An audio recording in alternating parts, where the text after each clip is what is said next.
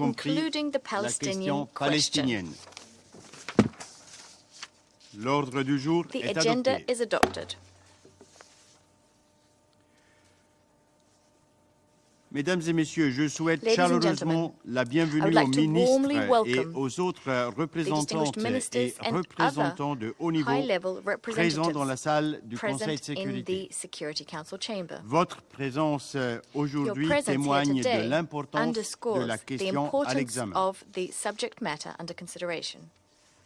Conformément à In l'article accordance with Rule 37 du 37 règlement of the intérieur Council's provisoire Provisional du Rules of Conseil, Procedure, I'd j'invite like to invite les the representatives représentants of des pays ci-après the following à countries participer à la to présente participate in séance. this meeting.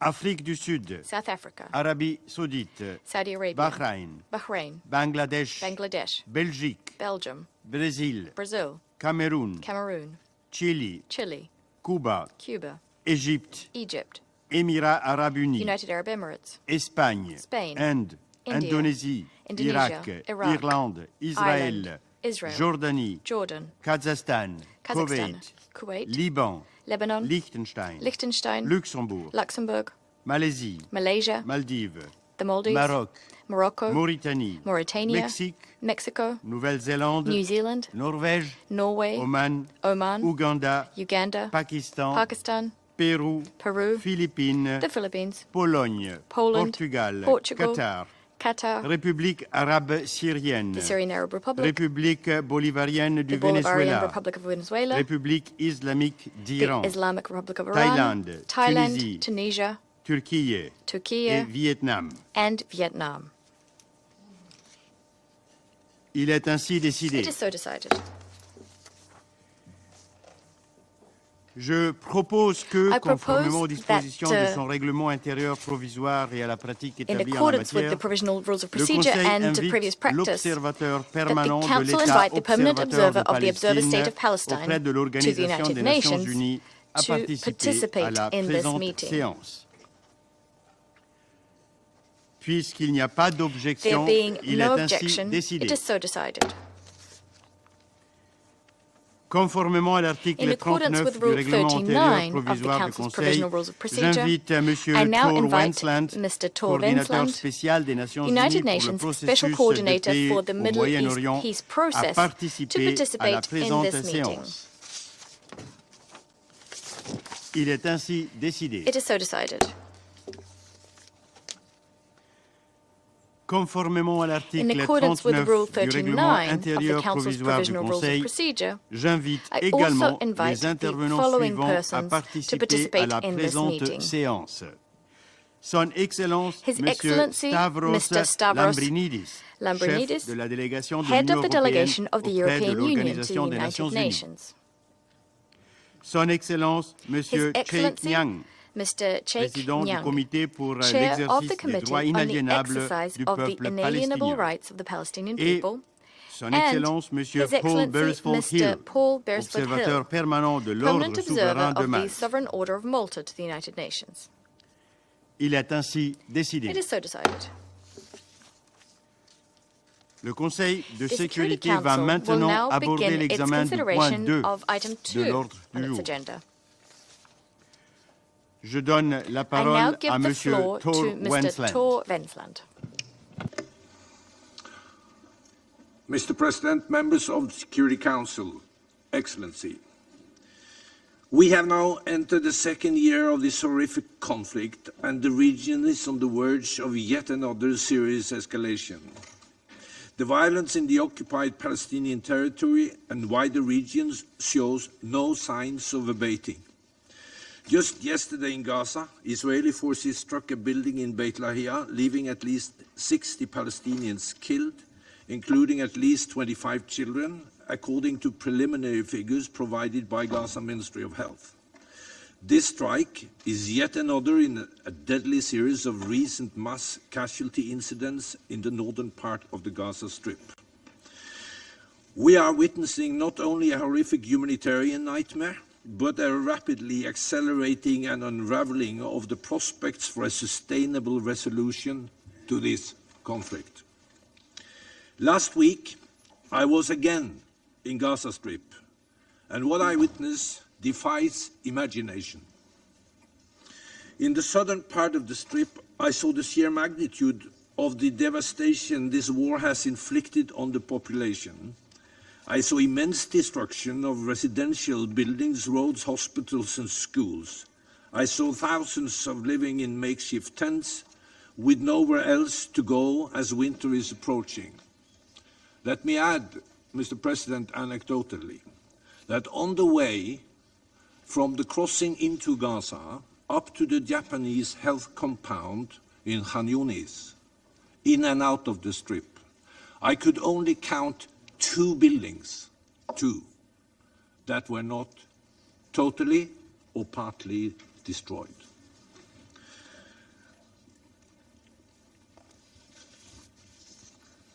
I spoke with our UN colleagues and their humanitarian partners who face increasing challenges in their tireless efforts to deliver vital assistance. They described the dire humanitarian situation in northern Gaza, which was received virtually no humanitarian assistance since the start of October. I heard also from Palestinian NGOs whose demands were very clear. The war must end. Civilians must be protected and they must be able to access assistance to meet their basic needs. And even in the face of just trying to survive, they recognize that there must be a kind of political solution here for the conflict to end, the occupation.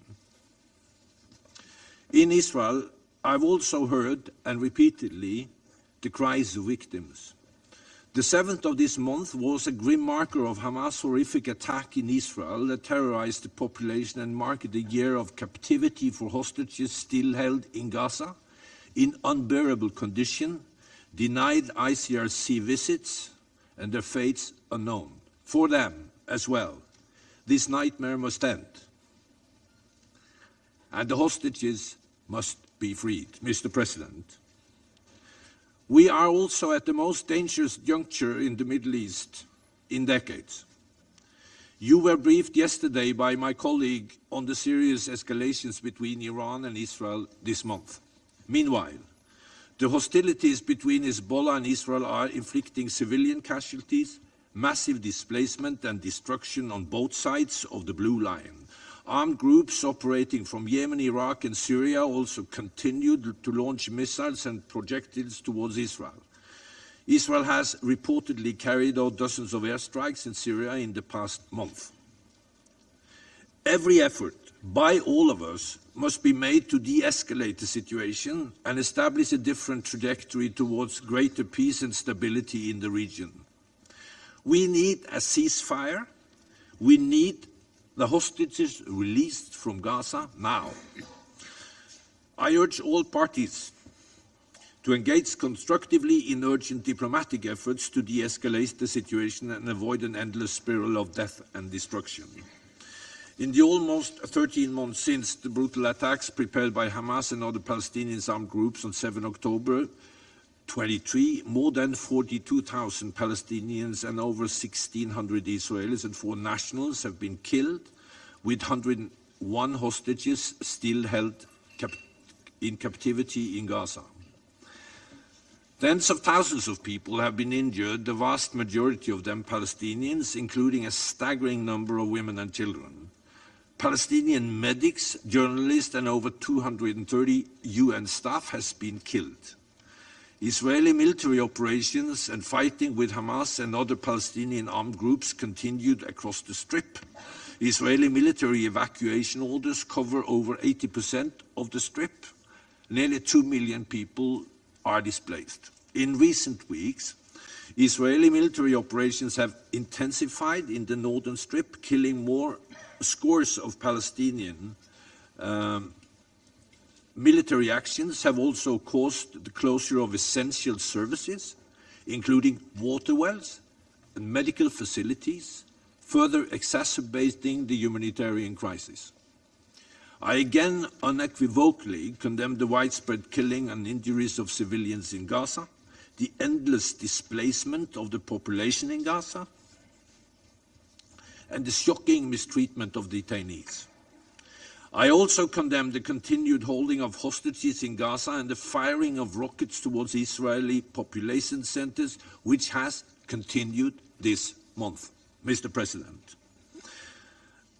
a fundamental shift is required to improve humanitarian operations in Gaza. It is essential to establish a safe, enabling environment, meet operational requirements, including funding, and assure that the Israeli authorities facilitate access that would allow for unimpeded movement of food, shelter materials for the winter, medicine, food, and the capacity to repair essential life-saving infrastructure. The mounting lawlessness inside the Strip must also be addressed. The second round of polio campaign began on 14 October in central and southern Gaza, but and it was very successful with over 90% vaccinated, but we have yet to access the north. I urge Israeli authorities to facilitate the full rollout of the campaign and to facilitate a similar coordinated efforts to meet winter needs. As the focus remains on Gaza and the escalating violence in the region, the situation in the occupied West Bank, including East Jerusalem, is also deteriorating. Violence continued at alarming levels, having intensified since the conflict in Gaza began. During the reporting period, 54 Palestinians, including 3 women and 8 children, were killed, mostly in the context of ISF operations in Area A, which the IDF say are targeting Palestinian armed groups and militants. In the same period, 8 Israelis, including 4 women, were killed by Palestinians in shooting attacks in the West Bank and Israel. Another 2 Israelis, including 1 woman, was killed in separate shooting attacks in Israel by Arab citizens of Israel. On the 1st of October, 2 Palestinians carried out a shooting and stabbing attack in Jaffa, killing 7 and wounding 15. On the 3rd of October, in Tulkarem, 18 Palestinians were killed in an Israeli airstrikes, including 1 woman and 3 children. ISF said that they killed a Hamas commander and several Hamas and PIJ militants in the camp. This was the single deadliest such incident in the West Bank in nearly 20 years. With the start of the olive harvest this month, daily settler attacks and harassment continued across the West Bank, sometimes with the presence or support of Israeli forces. On 17 October, an IDF personnel shot dead a 59-year-old Palestinian woman harvesting olives in the West Bank. The olive harvest is critical to the Palestinian local economy. However, settler violence, along with restrictions on access to land imposed by both settlers and Israeli forces, place it at grave risk. I strongly condemn all acts of violence against civilians, including acts of terror. I call on Israel to protect the Palestinian population and to hold perpetrators of all violence accountable. I urge security forces to exercise maximum restraints and use lethal forces only when it is strictly unavoidable to protect life. Mr. President, on 28 October, the Israeli Knesset adopted 2 laws on UNRWA, forbidding Israeli state officials from contact with UNRWA or its representatives and prohibiting UNRWA operations within what is referred to as the sovereign territory of the State of Israel. These developments risk the collapse of UNRWA's operational across the occupied Palestinian territory and severely undermine humanitarian operations in Gaza, which rely on UNRWA. These bills are set to go into effect in 90 days. The right of Palestinian refugees were set out in a General Assembly resolution that predates the creation of UNRWA.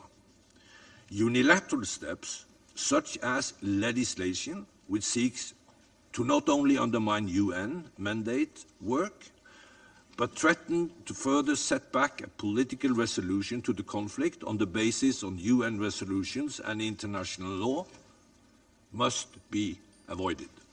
Mr. President, the confluence of challenges across the region requires us to act with urgency to cease hostilities and de-escalate. We must have a ceasefire now. We must have release of hostages in Gaza now.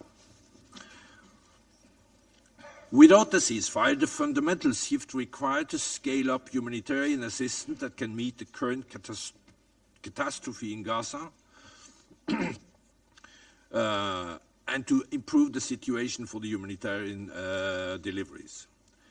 We must also concretely advance a political resolution to the Israeli-Palestinian conflict, including by seizing irreversible and unilateral steps on the ground that undermine two-state solution. We urgently need a set of understandings to establish a political and security framework in Gaza in line with the principles I've outlined repeatedly to this Council. This framework must facilitate a Palestinian government structure that can reunify Gaza and the occupied West Bank, including East Jerusalem, politically, economically, and administratively, with no reductions in its territory, with no displacement of Palestinians from the Strip. All efforts to these ends must be prioritized. I'm very concerned that facts on the ground are being established that will undermine these core principles for years to come. This includes the attempt by Israel to dismantle UNRWA. I have repeatedly said there can be no long-term solution in Gaza that is not political. There must be a path to the end of the occupation and achieve a two-state solution. Mr. President, finally, Israelis and Palestinians don't deserve this unrelenting conflict that has ruined countless lives. They deserve a better future, one without open-ended conflict, occupation, and a regional war. We must do everything in our power to chart a course towards a just and lasting peace that will enable two-state solution and on the basis of UN resolution, previous agreements, and international law, with Jerusalem as the capital of both states. The UN stands ready to support all these efforts. I thank you. Je remercie I Monsieur thank Tom Mr. Wensland de son exposé. Tor Winsland for his Et je donne briefing. maintenant la parole I now à give the floor l'observateur to the permanent permanent de l'État observer of observateur the de Observer Palestine. State of Palestine. Mr. President, allow me at the outset to thank you for your decision to personally preside over this meeting and to express our appreciation to the ministers who are taking part in this open debate. Allow me also to thank the briefer, Mr. Tor Wensland, and through him, the United Nations, as our organization continues trying to uphold its sacred mandate despite repeated Israeli attacks against the UN, its Secretary General, and its personnel. Mr. President, in the words of the UN High Commissioner for Human Rights, and I quote, "The darkest moment of the Gaza conflict is unfolding in the north of the Strip, where the Israeli military is effectively subjugating an entire population to bombing, siege, and risk of starvation. The Israeli government's policies and practices in northern Gaza risk emptying the area of all Palestinians. We are facing what could amount to atrocity, crimes, including potentially extending to crimes against humanity," end of quotation. the acting Under-Secretary General for Humanitarian Affairs concluded on her part in the Security Council recently, and I quote, "The entire population of North Gaza is at risk of dying." End of quotation. Take a moment to grasp what that means. The entire population of North Gaza is at risk of dying. Hundreds of thousands of Palestinians are at risk of imminent death, faced with the death penalty for refusing to leave their land. I sat in the Security Council week after week, stood before the General Assembly week after week, hoping to be able to tell my people that help is on the way. They endured horrors that you watch on your TV screens and yet can barely comprehend, but their tormentors continue to be shielded and Palestinian victims continue to be abandoned. There is a lot of solidarity and empathy in this council and in these halls and around the world. Many countries are taking bold initiatives for justice to prevail, and we are grateful to all of them. But as we barely scratch the surface of ending Israelis' impunity, Israel continues committing crimes after crime, defying every rule and all states assembled in these United Nations, betting that its will to kill and colonize will outweigh the collective will of the international community to save lives and achieve freedom and peace. Palestinians are besieged, bombed and starved, blamed for being killed. They have nowhere to go, and they know that if they leave, they will not be allowed to return. Israel denies that it is implementing the very plan you see it deploying before your eyes. It is outraged to be accused of crimes it has already confessed to. Israel wants to rewrite international law to consider that indiscriminate killing, targeting of civilians, including humanitarians and doctors and journalists, starvation as a method of war, arbitrary detention, abductions and torture, willfully causing great suffering or serious injury to body and health, wanton destruction, forcible displacement and colonizations are all legal as long as they are committed by Israel. They are barbaric only if committed by others. Israel is inventing a law that adapts to and changes with the identity of the victims and the identity of the perpetrators. A racist, supremacist, inhumane law. Will you allow Israel to dehumanize us further as part of its attempt to erase us? Will you? Will Israel succeed in making the destruction of the Palestinian people, starting with northern Gaza, acceptable to you? Or at least convince you it is inevitable and there is nothing you can do about it? There is a lot you can do. The Palestinian people did not surrender, neither should you. I said that more than one time. I repeat it, neither you. Mr. President, the ICJ delivered provisional orders considering that there is a real and imminent risk that irreparable prejudice will be caused to the rights found by the court to be plausible, including the right of the Palestinians in Gaza to be protected from acts of genocide and related prohibited acts identified in Article 3 of the Genocide Convention. Instead of abiding by these orders, Israel did not only breach them, it obliterated them, doubling down on its genocide.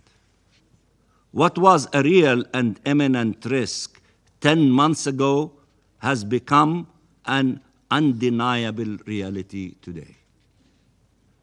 Are states willing now to finally denounce this genocide, especially given Israeli crimes in northern Gaza? Are they willing to act accordingly? If not now, when? Once there are no more lives to save? Mr. President, Israel understands that to be able to pursue its genocidal and colonial campaign, it needs to dismantle the international law-based order or to carve an Israeli exception within it. It understands that the UN, its representatives and agencies, as well as the ICJ, the ICC, the humanitarian community, the journalists, are all obstacles on the way. It is no coincidence that this is the conflict with the most UN staff, humanitarians, and journalists killed. It is no coincidence that Israel has made outrageous accusations and led unprecedented attacks against the UN, the courts, the humanitarian and media organization in an attempt to intimidate and silence them. To better besiege the Palestinians, it needs to neutralize those who may provide them with help, those who could shed a light over the crimes against them, and those who may hold accountable those responsible. Israel is thus currently at war with the UN, with you all, declaring the Secretary General persona non grata, killing and maiming and detaining and torturing UN staff in the hundreds, attacking UN peacekeepers, including this morning in southern Lebanon, and striving to dismantle a UN agency, UNRWA. The legislation passed yesterday to destroy UNRWA's ability to serve Palestine refugees, but also its ability to help the Palestinian civilian population in Gaza survive, constitutes a new level in this war against the UN and an integral part of the all-out assault on the Palestinian people and their presence in their land, in their homeland. The entire world rose to the defense of UNRWA.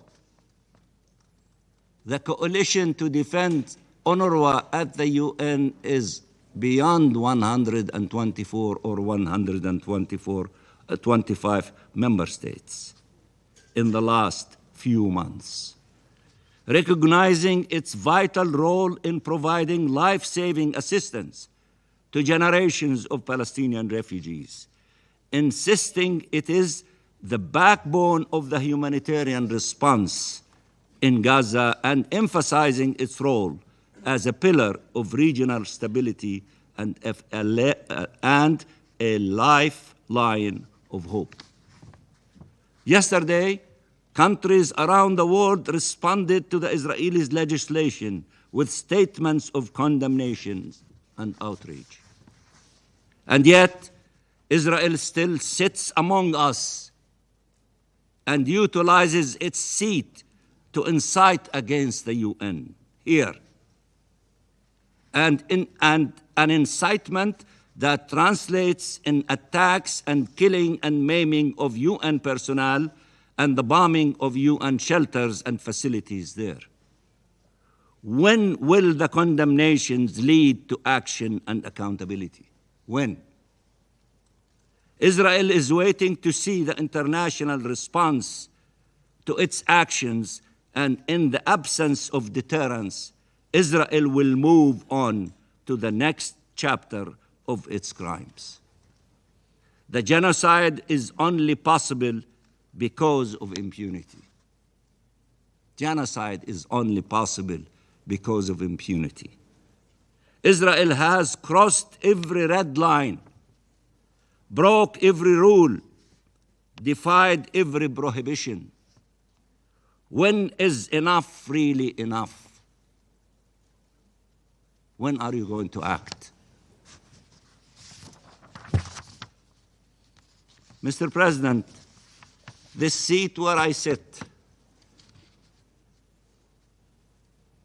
where I am sitting, belongs to the Palestinian people. This seat where I'm sitting behind the state of Palestine belongs to the Palestinian people, to every one of the millions of Palestinians. The Palestinian people who are besieged, bombed, and starved as we speak.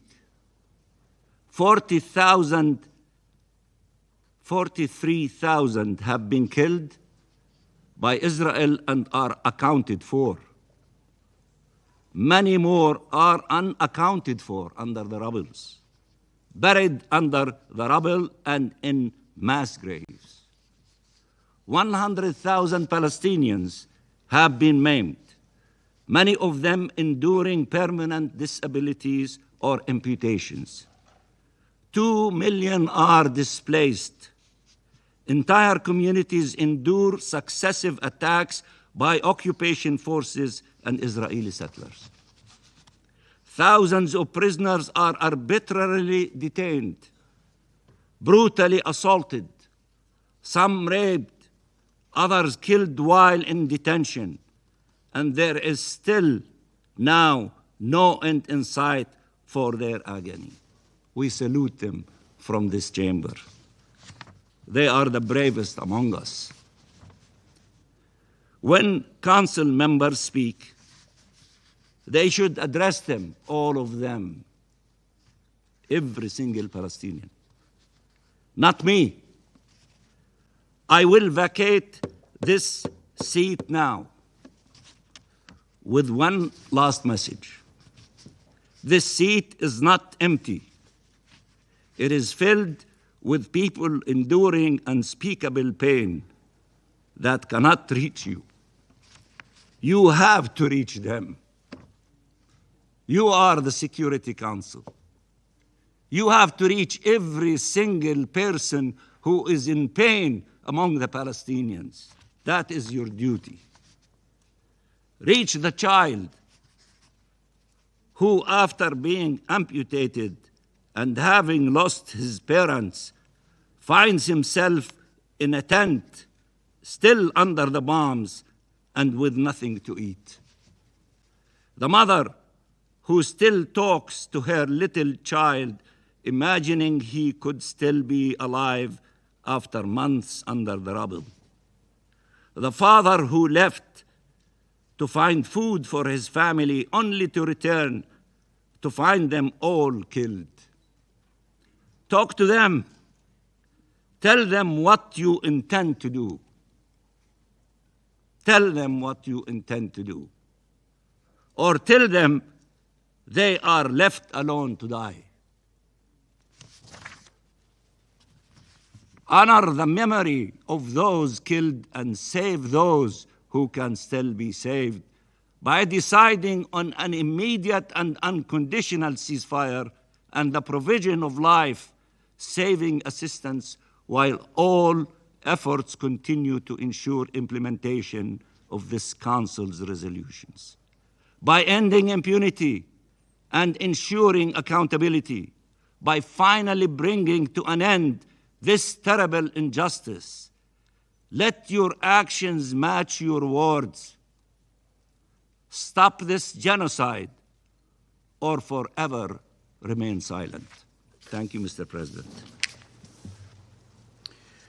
Je remercie l'observateur permanent I de thank l'État the observateur de permanent Palestine observer de sa from the déclaration observer state of et Palestine je for donne his maintenant la statement, parole and I now au give the représentant floor to d'Israël. the representative of Israel. Thank you, Mr. President. Just a few days ago, many of you heard the testimony delivered by freed hostage Amit Susana here in the UN. She recounted her ordeal in chilling detail. Chained alone by the ankle, unable to move, and repeatedly sexually assaulted by a Hamas terrorist guard. She was forced to enter the bathroom at gunpoint, her guard subjecting her to disturbing questions and violations, knowing full well what was going to happen next. After the assault, she was forbidden even to cry or show emotion. In her appeals to member states, she begged for urgent action to secure the release of others still held captive, warning against the blind eye she feels has turned to their suffering. Given how little the hostages are mentioned by so many, it seems the blind eye she pleaded you not to turn is still blind to their suffering. However, we will not look away. We will not forget. To any hostage who might hear me, we will never forget you, never abandon you, and never stop until you are all safely home. Colleagues, each of you will speak today about UNRWA, but I have been speaking about the UNRWA's infiltration for years. In the last year, we have exposed UNRWA Gaza as a terrorist front, camouflaged as a humanitarian agency. Its payroll resembles a most wanted list rather than an aid organization.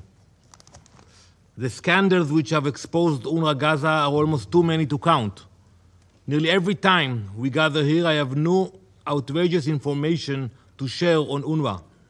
Less than 2 weeks ago, I shared that an UNRWA clinic was acting as a weapons storage and launch site, disguised by the blue banner of the UN. Less than a week before that, we exposed that the head of their teachers' union in Lebanon moonlighted as a Hamas commander. Or more accurately, he was a Hamas terrorist moonlighting as an UNRWA teacher. Now I can share the details of the elimination of Muhammad Abu Itiwi. He had been employed by UNRWA since July 2022. It therefore cannot be a shock that he was also a commander in Hamas's vile Nukba forces. He personally participated in and directed the brutal murder, rape, and kidnapping of Israeli civilians on October 7. Let me repeat, while Muhammad Abu Itiwi was collecting UN-funded paychecks every month, he was murdering and kidnapping Israeli civilians. It was Abu Itiwi who led the savage rampage on the bomb shelter in Re'im in southern Israel. Dozens of young people hid for their lives while their friends were being raped and murdered at the Nova Music Festival.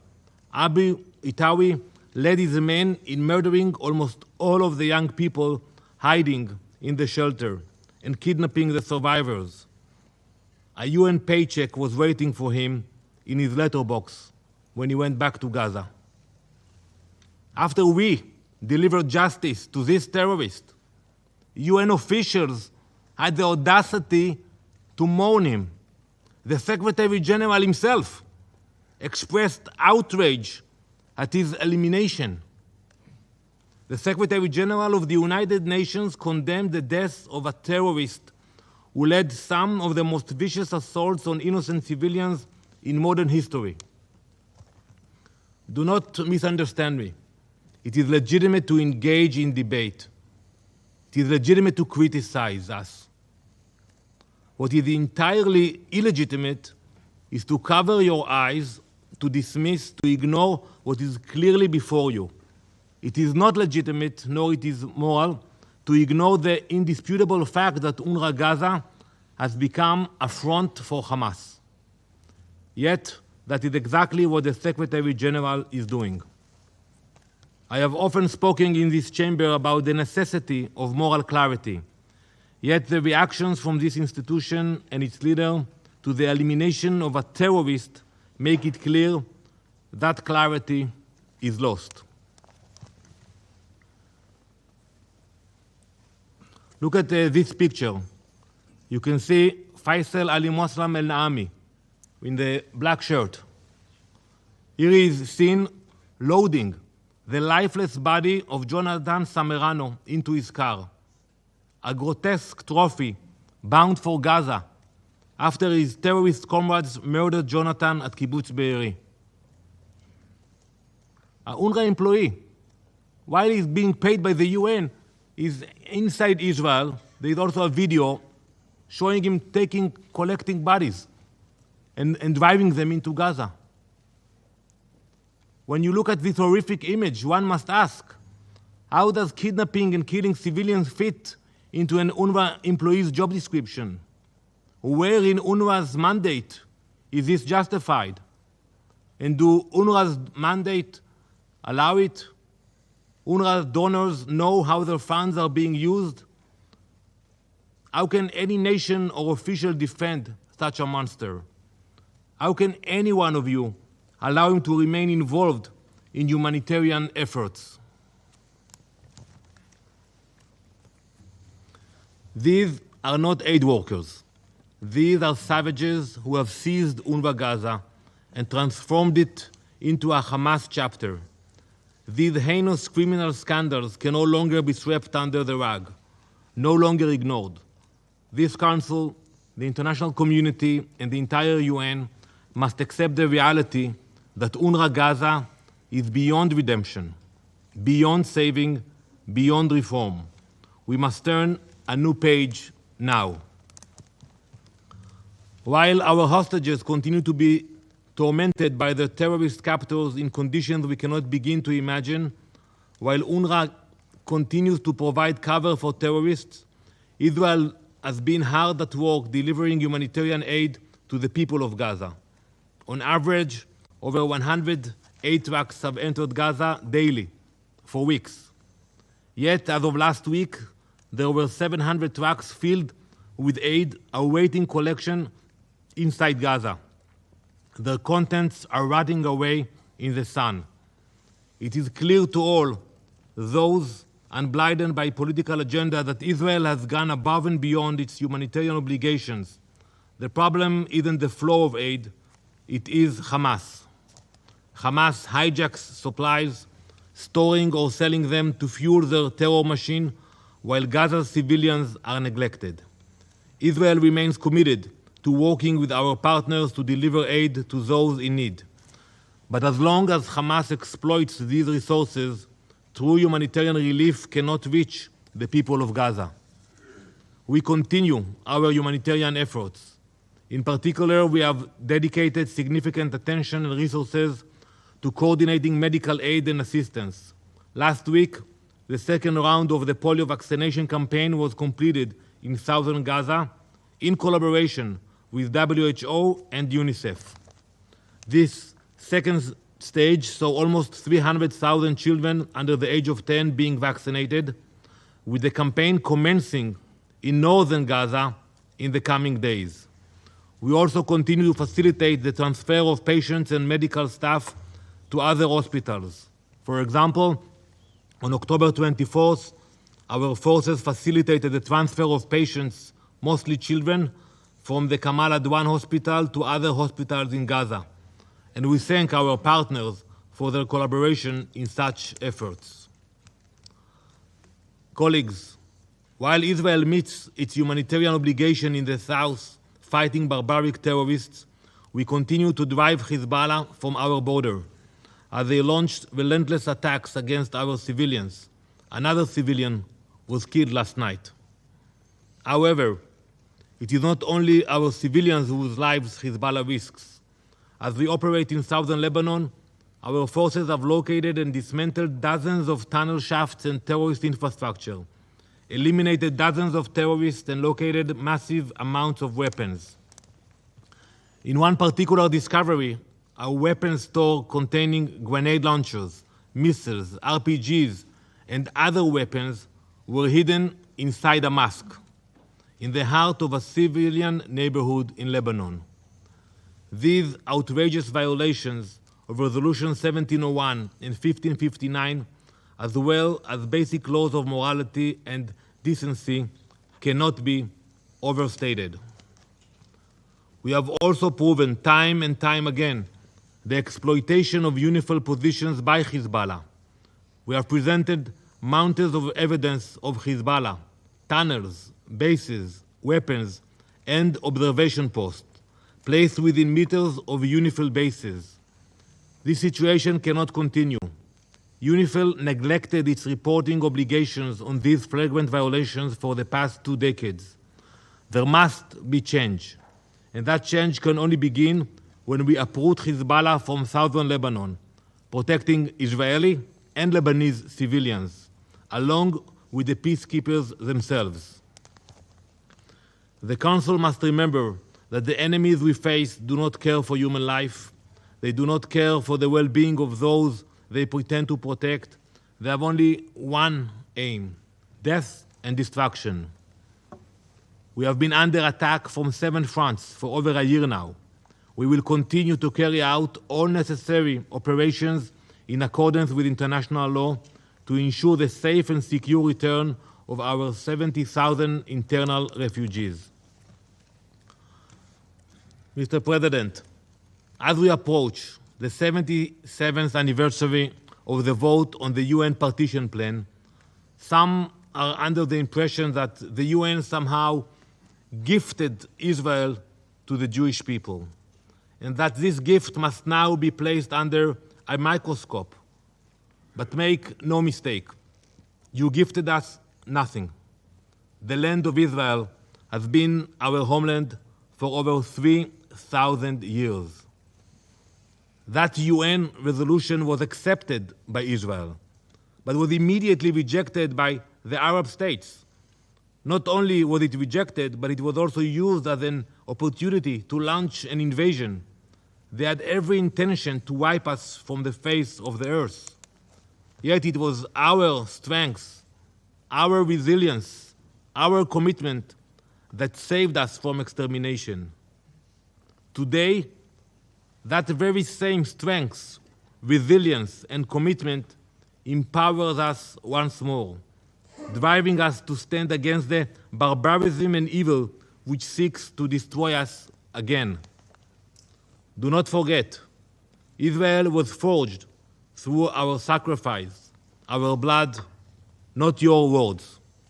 While our state is no longer an infant, we still face new and constant threats from those who desire our extinction. The international community should correct historic wrongs and support us in our efforts to defend our state and people. It must not continue to unfairly scrutinize Israel and enable the terrorists who still to this day hold our civilians hostage. To conclude, I would like to ask each of you to take a moment, not now, later today, when you go back to your residence, put yourselves in our shoes. Imagine for a minute your country, surrounded on all sides by enemies attacking your people, your families, your homes, striving for your destruction. Ask yourselves frankly, what would you do? Thank you, Mr. President.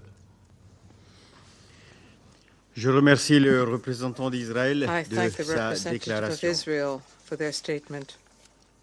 Je vais maintenant faire une I déclaration shall en now ma make a qualité de statement conseiller in my fédéral et chef capacity du as the federal département counselor fédéral and head des of the affaires Federal Department étrangères of de Foreign la Affairs Suisse. of Switzerland.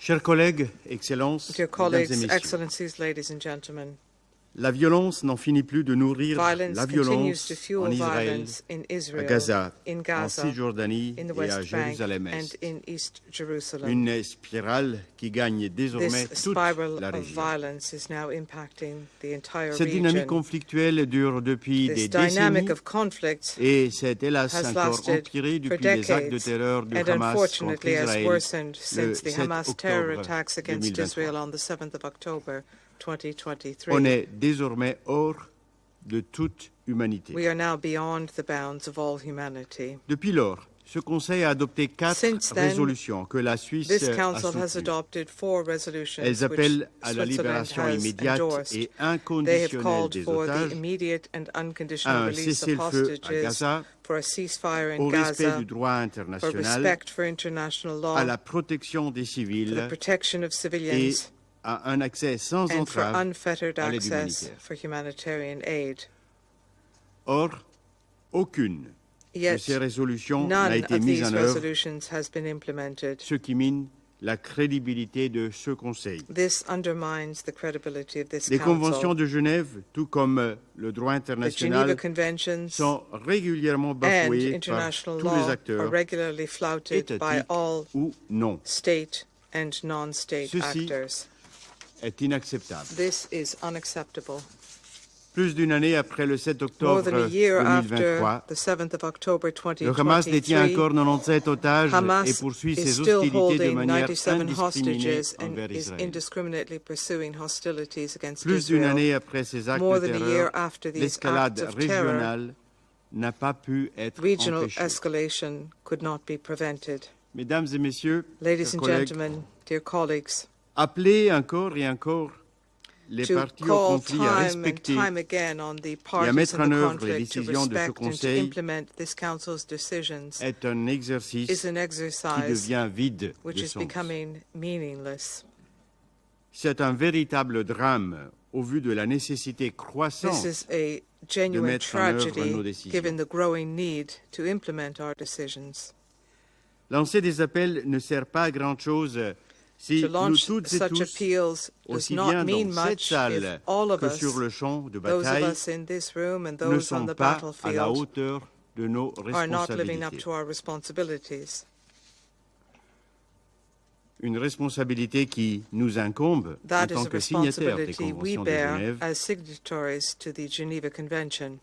Nous avons besoin d'une forte volonté We de need toutes les autres parties Strong contraignantes, determination contractantes pour by garantir all plus high d'humanité dans la contracting guerre. parties to ensure greater humanity Le in the 18 war. septembre dernier, On the la Suisse a 18th of répondu September, présent Switzerland à la décision welcomed de l'Assemblée générale de the l'ONU UN General Assembly d'organiser decision à Genève to une organize in conférence Geneva de hautes a parties conference of contractantes the high sur la contracting mise en œuvre de la parties 4e Convention de for the Genève implementation of the fourth relative à Geneva la protection Convention des civils on dans the le protection territoire of palestinien civilians in occupé, occupied Palestinian y compris territory, Jérusalem-Est. including East Jerusalem. Mon pays se prépare My à country is assumer cette preparing tâche. to take on that task.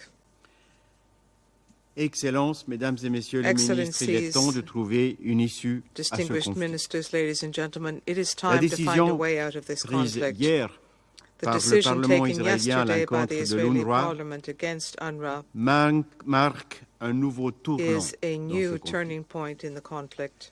Non seulement cette décision Not est en only grande partie Is incompatible this avec le droit decision to a large international, extent mais elle incompatible with menace international l'assistance law, humanitaire but it à la threatens population civile en humanitarian proie assistance à des grandes provided souffrances. to the civilian Une population assistance living in jusqu'ici great assurée suffering. par l'UNRWA. To date, La UNRWA Suisse has attend provided d'Israël that qu'il assume assistance. ses obligations Switzerland en expects vertu du Israel droit to shoulder international, its y inclut de la obligations Charte des pursuant to Nations Unies international law et du droit and international pursuant to the humanitaire. UN Charter and international Mon pays continuera humanitarian law. d'aider la population My country will civile continue to dans help le the respect de civilian sa tradition population humanitaire. in respecting our humanitarian tradition. Mais l'assistance humanitaire, But mesdames et humanitarian messieurs, n'est pas assistance, ladies and la gentlemen, solution durable à is ce not conflit. the lasting solution to this Je crois conflict. fermement que la paix au I Proche-Orient firmly se fera believe that par la peace voie in the Near politique East ou will be ne se ensured fera pas. through political means, or it will Le not. moment est ainsi venu d'accélérer les The efforts time des has pays therefore engagés come dans la to recherche accelerate d'une telle efforts solution. by countries seeking such a Un accord solution. de cessez-le-feu décliné sur le court, le moyen A et short, le long terme medium, and long-term nous semble ceasefire une agreement, possibilité we concrète. believe, is a real La Suisse continue de possibility. croire qu'une Switzerland solution continues to politique à believe deux États that the est également political possible two-state et solution is souhaitée. also possible and desired. Le but de toute solution politique The est purpose d'offrir of aux any Israéliens political et aux solution is to Palestiniens offer la Israelis and perspective de vivre Palestinians the en paix possibility et en of sécurité. living in peace and in Laisser security. ce terrain à la violence To et à la leave destruction n'est This pas land to une violence and alternative to digne des valeurs destruction is que not nous an représentons alternative ici worthy of the dans ce values Conseil, which we represent here in this ni une council, alternative nor compatible avec is notre it an humanité. alternative compatible with our humanity. Travaillons alors ensemble à une solution politique Let us therefore avec work les partis au together on a conflit, les political États de la région solution qui with the s'engagent parties vers in une the solution à conflict, deux the États et states les of the membres de ce region Conseil. who are committed to a two-state solution, and with La members Suisse of salue this toute council. initiative dans cette direction, Switzerland comme welcomes any initiative in this j'en mentionne direction, trois, mais il y en and a I will plus. mention three, although there La are médiation more. des États-Unis, du Qatar Mediation by the et de United l'Égypte States, pour la Qatar, libération and des otages et Egypt un for the cessez-le-feu release à of Gaza, hostages and a ceasefire in Gaza, ou le or lancement le 26 the septembre dernier launching on ici à New the York de l'Alliance 26th of globale September here pour in la New mise en York œuvre of de the la solution Global à deux Alliance États. to push for a two-state solution. Nous participerons demain à la première Tomorrow réunion we will qui be aura lieu participating à in Riyad, the first meeting to be réunion held de suivi, in Riyadh. That ou is a encore follow-up l'initiative de la meeting. France Or pour France's une initiative solution politique à la for situation a alarmante political que solution to connaît the le Liban. alarming situation in Lebanon. Mon pays appelle My toutes les country parties au calls conflit à on all s'engager de bonne parties to the foi conflict dans to les commit négociations in et à good respecter faith leurs to obligations de droit negotiations international. and to respect their obligations under international law. Excellences, Mesdames et Messieurs, Excellencies, ladies and nous sommes gentlemen, réunis ici également pour we réaffirmer are le meeting rôle here as central well de to l'ONU reaffirm the key pour role la paix, pour la of the stabilité, United Nations pour for l'aide peace, humanitaire dans la stability and région. humanitarian aid in the Toute region. agence de l'ONU doit Any pouvoir faire son UN travail agency et must be venir able en to aide carry aux out its individus work dans le besoin. and help individuals in Et le need. secrétaire général de And the l'ONU UN doit Secretary pouvoir parler General must sans be able entrave to speak avec without toutes les hindrance parties. with all parties. Toute tentative Any unilatérale unilateral d'affaiblir attempt son mandat to weaken ne his fait mandate qu'affaiblir tout will le only multilatéralisme. weaken multilateralism as a whole. Multilatéralisme que nous avons créé pour We justement created garantir la paix multilateralism in et la point of fact sécurité dans le to monde, guarantee peace and security in the world.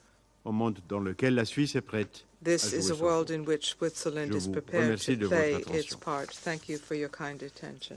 Je reprends ainsi mes fonctions de I président de resume my conseil function as President of the Council. et je donne maintenant la parole à I son now give the Excellence, floor to Monsieur Hugh His Hilton Todd. Excellency Vous Mr. avez la Hugh parole. Hilton Todd. You have the floor.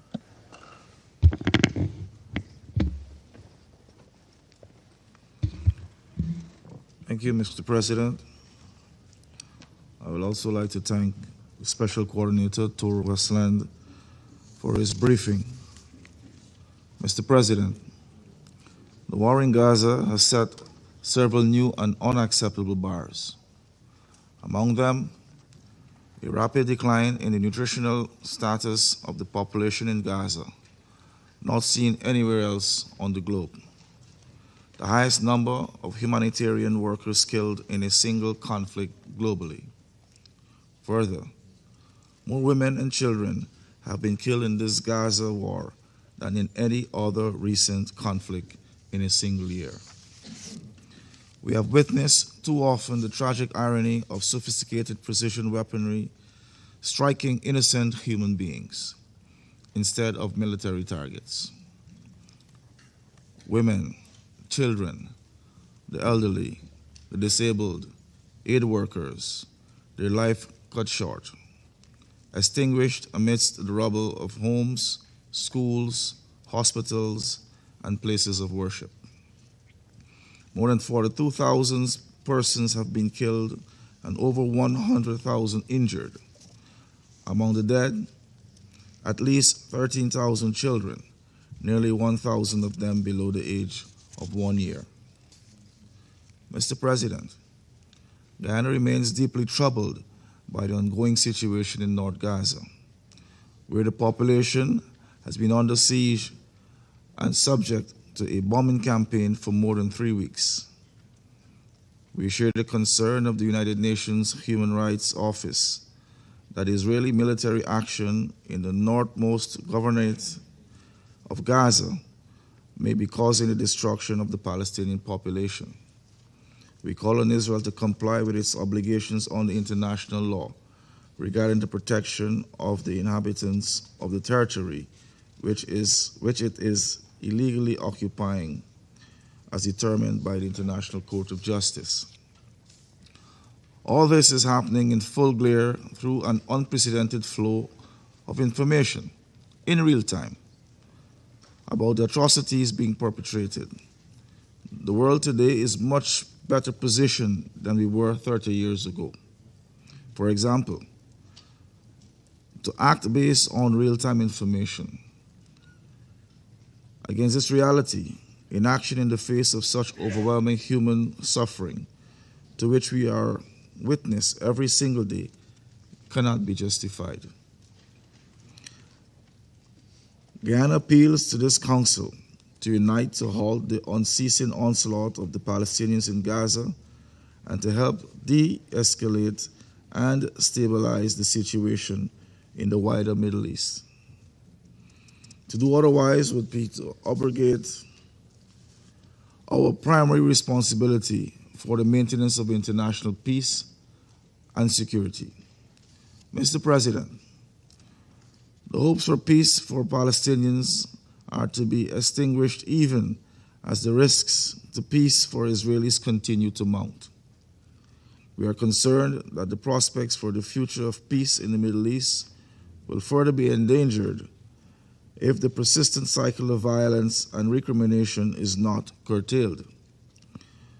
We also caution against the perils attendant upon the othering of people, which, as history has shown, could engender the most egregious violations of human rights.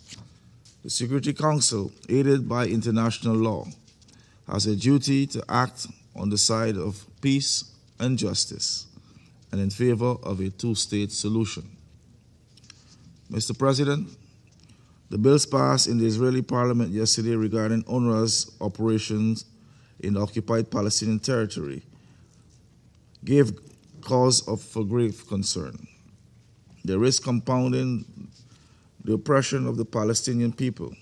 Should UNRWA be dismantled, the implications would be devastating for the millions of Palestinians who depend on its life-saving services in the absence of an independent Palestinian state.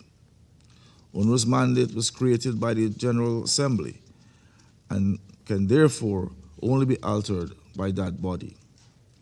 We urge careful consideration by all concerned of the implications of unilateral action in a sensitive case. Mr. President, I conclude by underscoring the following 3 points. First, achieving a ceasefire is now more urgent than ever, and the Security Council must immediately rise to the occasion. Second, it is equally urgent to secure the release of Israeli hostages in Gaza, as well as the release of Palestinian civilians, including children, who have been arbitrarily detained in Israel. Third, we must urgently address the unprecedented humanitarian situation in Gaza. Guyana is particularly disturbed about what is taking place in North Gaza, where the level of food insecurity is compromising people's immune systems, subjecting them to wasting and other intolerable forms of suffering. Children are bearing the brunt of acute malnutrition and famine is all but confirmed. Let us act now to end this war and the suffering of the Palestinian people. Our common humanity demands it. I thank you. Je remercie Son Excellence, I thank His Monsieur Excellency, Hugh Hilton Todd, ministre Mr. des Hugh Affaires Hilton étrangères, Todd, de la coopération Minister internationale of Foreign du Affairs Guyana, and International de sa Cooperation déclaration. of Guyana, for his Je donne statement. maintenant la parole à I'd now Son like to give the Excellence, floor Madame to Her Linda Excellency, Thomas Mrs. Greenfield, représentante Linda Thomas permanente Greenfield, des permanent États-Unis representative of the et United membre du States cabinet and du member président of Biden. President Biden's cabinet. Thank you, Mr. President. Thank you, Coordinator Winsland, for your sobering briefing. I don't know how many people in this room have watched a child die of starvation. I have. It was nearly 3 decades ago, but it's the kind of memory that one doesn't forget. Her rib bones poking out from under her skin, bloated belly, gaunt eyes, and I remember her mother's eyes filled with despair. And I think about her as we have seen reports that no food assistance has reached Jabalia or Beit Lahia since early October, about the ribs and the bellies, the eyes of children in northern Gaza, and about their parents, themselves having gone days without food, desperate to save them. This unimaginable suffering was set in motion by Hamas on October 7th, and the United States has not been shy about criticizing this council's failure to condemn Hamas's atrocities and repeated violations of international law.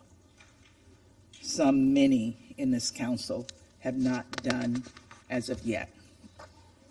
At the same time, the United States has made clear to Prime Minister Netanyahu that 1 year into this conflict, Israel must address the catastrophic humanitarian crisis in Gaza, that the United States rejects any Israeli efforts to starve Palestinians in Jabalia or anywhere else, and that Israel's words must be matched by action on the ground.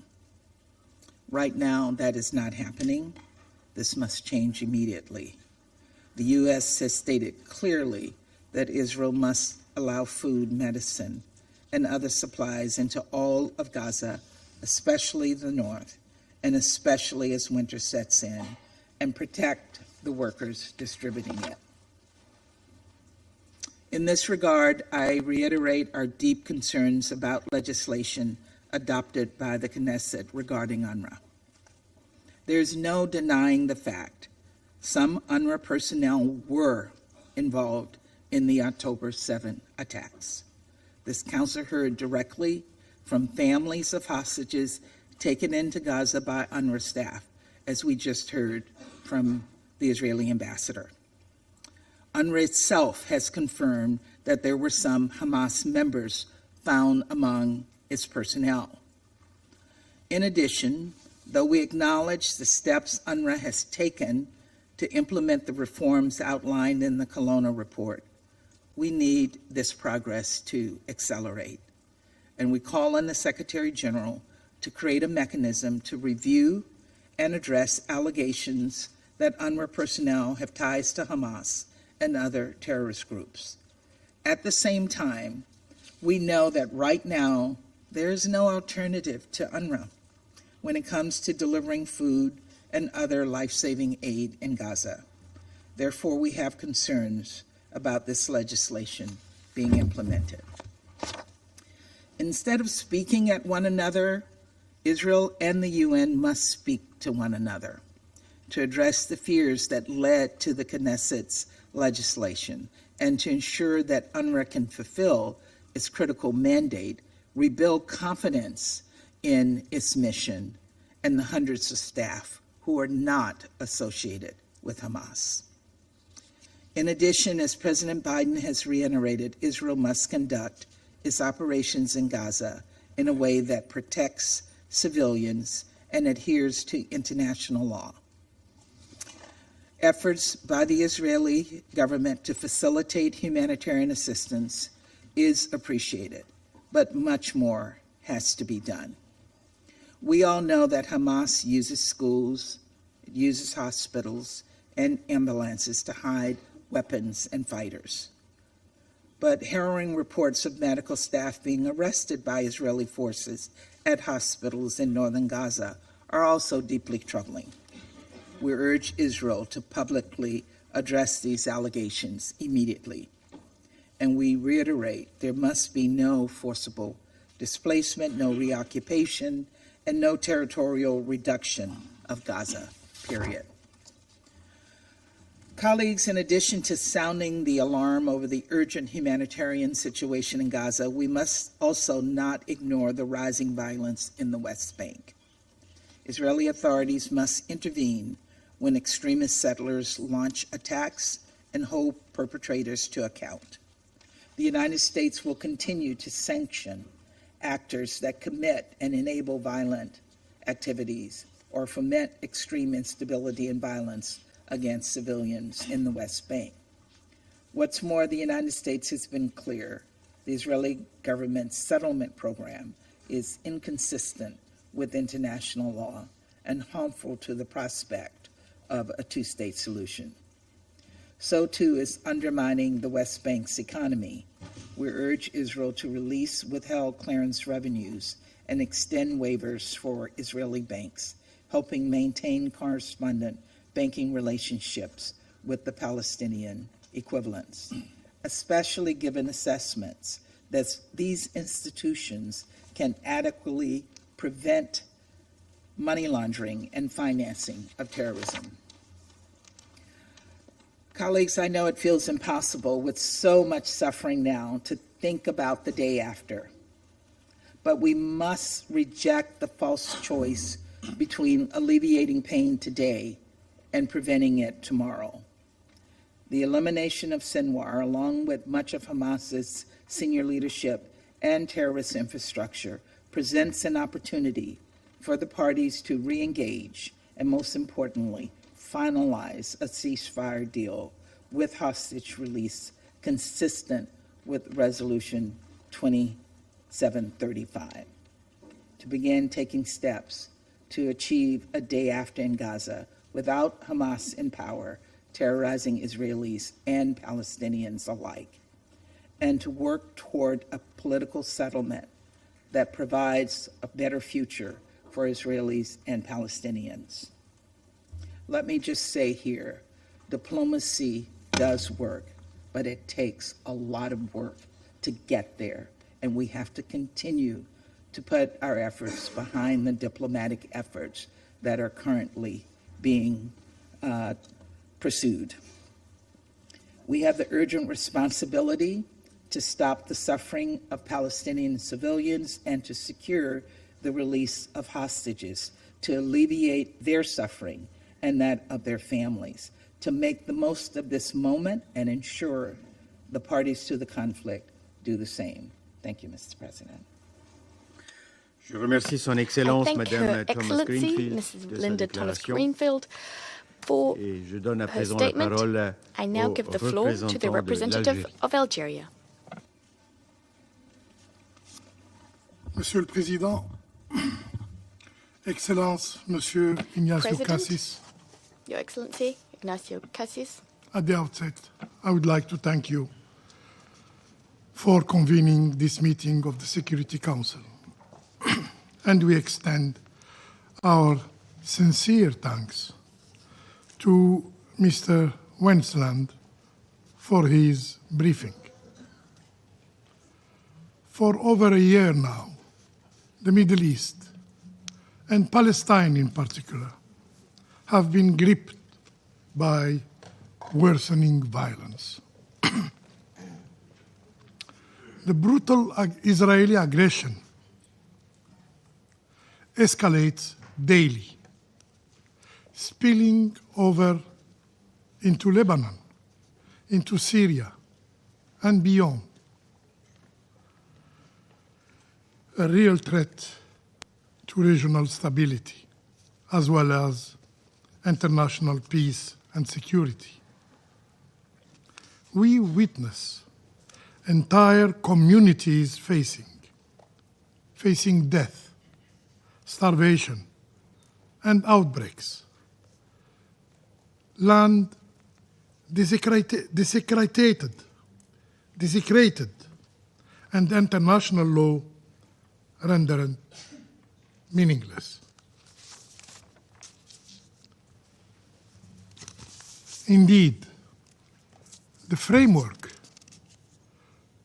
our predecessors, built after World War II, is crumbling before our eyes, unable to stand against an Israeli power shielded from accountability and enjoying total impunity. Today, unfortunately, we live in a world where might overwhelms right. Mr. President, as stated in different reliable reports and confirmed by Mr. Winnesland today in his briefing, the situation in northern Gaza is beyond catastrophic. Just yesterday, in Gaza, Israeli forces struck a building in Beit Lahya, leaving at least 60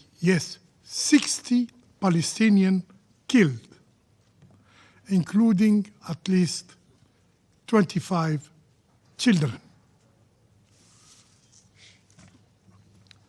To grasp the unprecedented level of destruction in Gaza, one only needs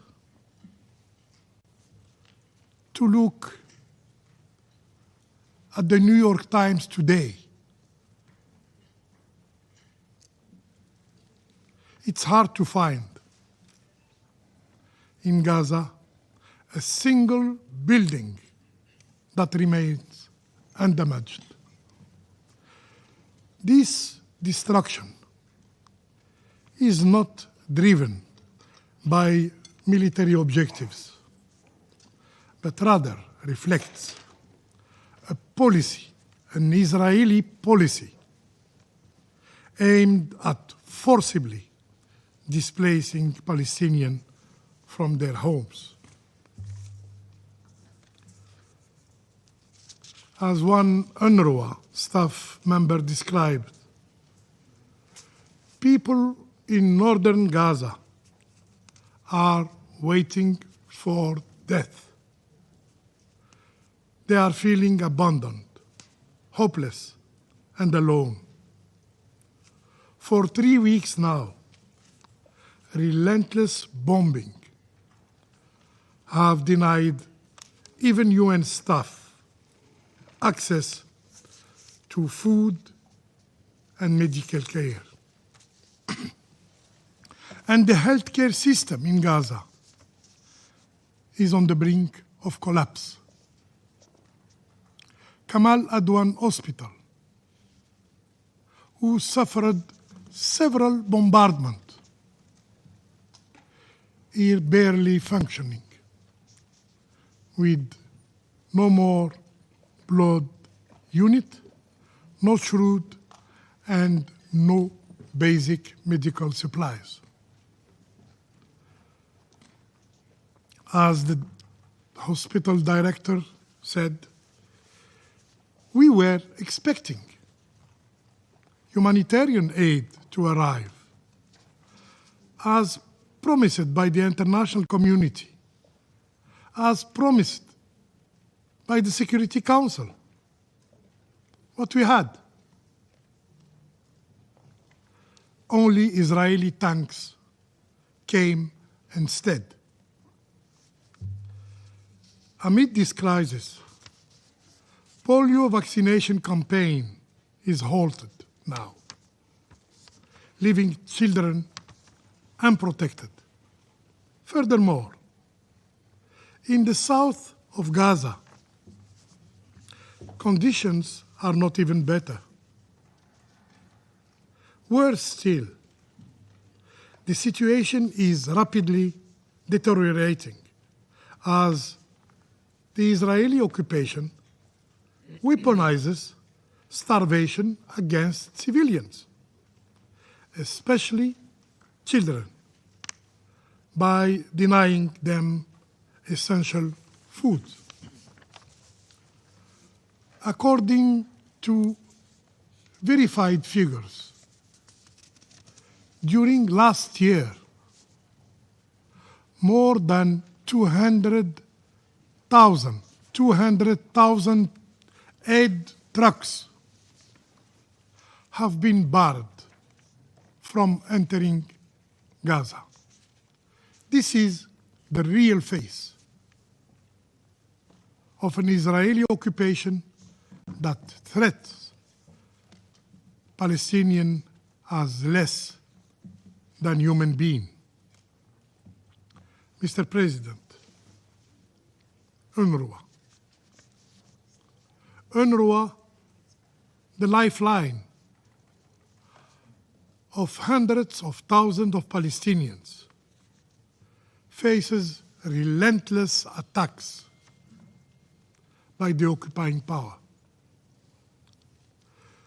231 staff members of UNRWA have been killed. 190 premises of UNRWA were bombarded by the Israeli army. And now, the operation of UNRWA are at risk of being completely halted. Just yesterday, the Israeli authorities adopted 2 bills aiming at halting UNRWA activities in the occupied Palestinian authorities territory. Algeria firmly condemns this decision and recalls that UNRWA operates under a mandate from the General Assembly of the United Nations, warranting our collective defense and support. And UNRWA is irreplaceable. And UNRWA is indispensable. It must continue to serve as a lifeline for Palestinian refugees until a just and political solution is achieved, establishing an independent Palestinian state. Mr. President,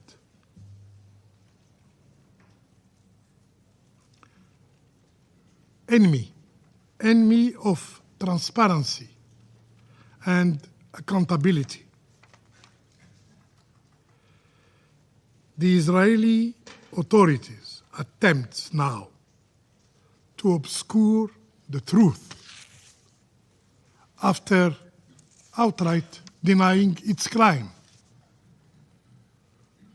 It has even dared to threaten our multilateral bodies dealing with its flagrant violation of international law, of international humanitarian law, some of which these multilateral bodies regrettably have succumbed to this pressure. As global conscience increasingly reject images of death and destruction, calling for an end of the Israeli and occupier unchecked actions, suppressing this image from the media, from reaching the world, have become a priority of the Israeli authorities. In fact, the occupying power endeavors relentlessly to hide its crime from scrutiny and from international justice. Foreign journalists are now barred from entering Gaza not for 1 week, not for 1 month, but for more than 1 year. Moreover, the few Palestinian journalists who remain in northern Gaza find themselves in the crosshair of the Israeli occupation. Just last week, 6 journalists were accused of being terrorists by night to justify their killing later. This is a policy we have seen used, costing the life of already over 168 journalists in Gaza, and now tens of them in Lebanon. This cruel reality was exposed by the UN Special Rapporteur on freedom of opinion and expression, who have said, and I quote, "Targeting journalists is a strategy by Israeli authorities to obstruct the documentation of crimes," end of quote. Yet, the truth cannot be erased. Its light breaks through, clear for all to see. But, where are the voices of those who once claimed being champions of freedom of speech, of freedom of information? Why this silence in the face of such blatant transgressions? Mr. President, unfortunately, our recent deliberations have reduced Palestinian nightmare, Palestinian suffering, into a mere count of aid trucks. However, the source of the suffering of the Palestinian people is not just a humanitarian crisis. It is a political crisis rooted in decades of occupation, decades of oppression, dating back to the Nakba. In this regard, the international community failure to uphold their inalienable right has deepened the strategy, the tragedy. The core issue in the Middle East is the occupation, is the oppression. Only by addressing this root cause, we can hope for just and lasting peace in the Middle East. Let's work together to impose, yes, to impose an immediate and unconditional ceasefire in Gaza, in Lebanon, and to launch a genuine peace process that brings an end to the occupation of Arab land. I thank you. Je remercie le représentant I de thank the l'Algérie de representative of sa Algeria déclaration. for his statement. Je donne à présent I la now give the parole floor au to représentant de la the République de Corée. representative of the Republic of Korea. Thank you, Mr. President. I would also like to thank Special Coordinator Toro Wendland for his briefing. Since the horrendous terrorist attacks by Hamas on October 7th of last year, the international community has been witnessing unprecedented humanitarian catastrophe and challenges to the regional order. Violations of international law are happening each and every day, civilians and the civilian infrastructure, including hospitals and schools, are being targeted. Israeli hostages are still held in Gaza. The delivery of humanitarian aid is not ensured as hunger surges. Relentless expansion of settlements in the West Bank, along with worsening violence and impunity, are slicing up Palestinian land and threatening the viability of the two-state solution. This organization, UN per se, is under severe attack. UNIFIL in Lebanon is subject to repeated attacks, Israeli acts that constitute violations of international humanitarian law. UNRWA is confronted with existential challenges and has seen 233 of its humanitarian workers killed in Gaza in the last year. Mr. President, international humanitarian law must be observed at all times. The Republic of Korea expresses its grave concern once again over escalatory Israeli attacks, killing and wounding innocent civilians. Particularly, we are disturbed by attacks on civilians in besieged northern Gaza.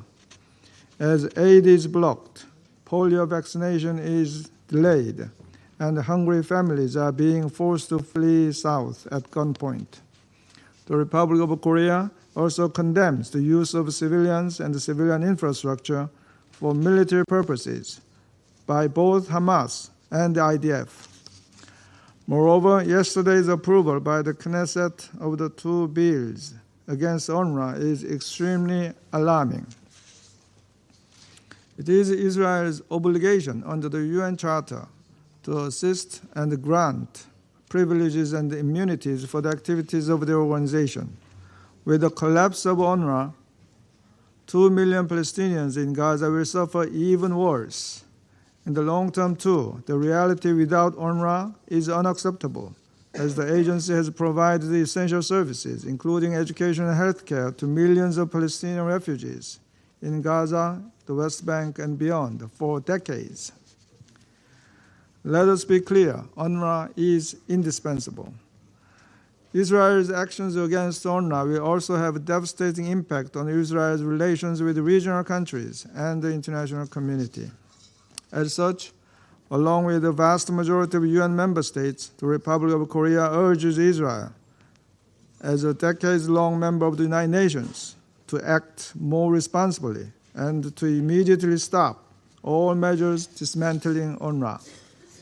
Mr. President, an immediate ceasefire in Gaza, along with the immediate release of hostages, as well as rapid de-escalation in the region, are not an option. It is the only way to save thousands of lives and open a new pathway toward the regional stability and long-term peaceful coexistence based on the two-state solution.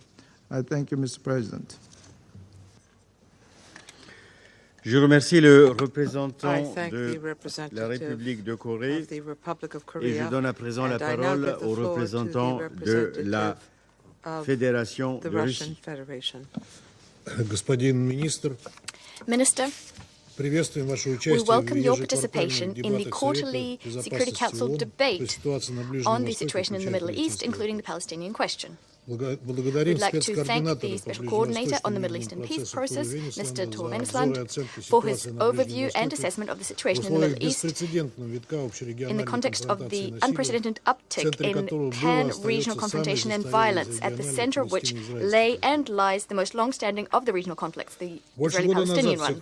Over a year ago, in the Gaza Strip, the flames of war blazed with renewed intensity. The war is already the bloodiest in the long line of Arab-Israeli wars. The number of people killed, wounded, and missing is now over 150,000, and it continues to rise unabated. Most of the victims are peaceable civilians in Gaza, among which, in fact, the majority of which are women, children, and older persons.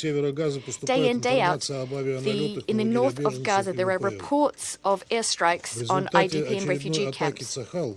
Owing to the latest IDP attack on Beit Lahir on the 26th of October, over 49 people died, over 80 were wounded.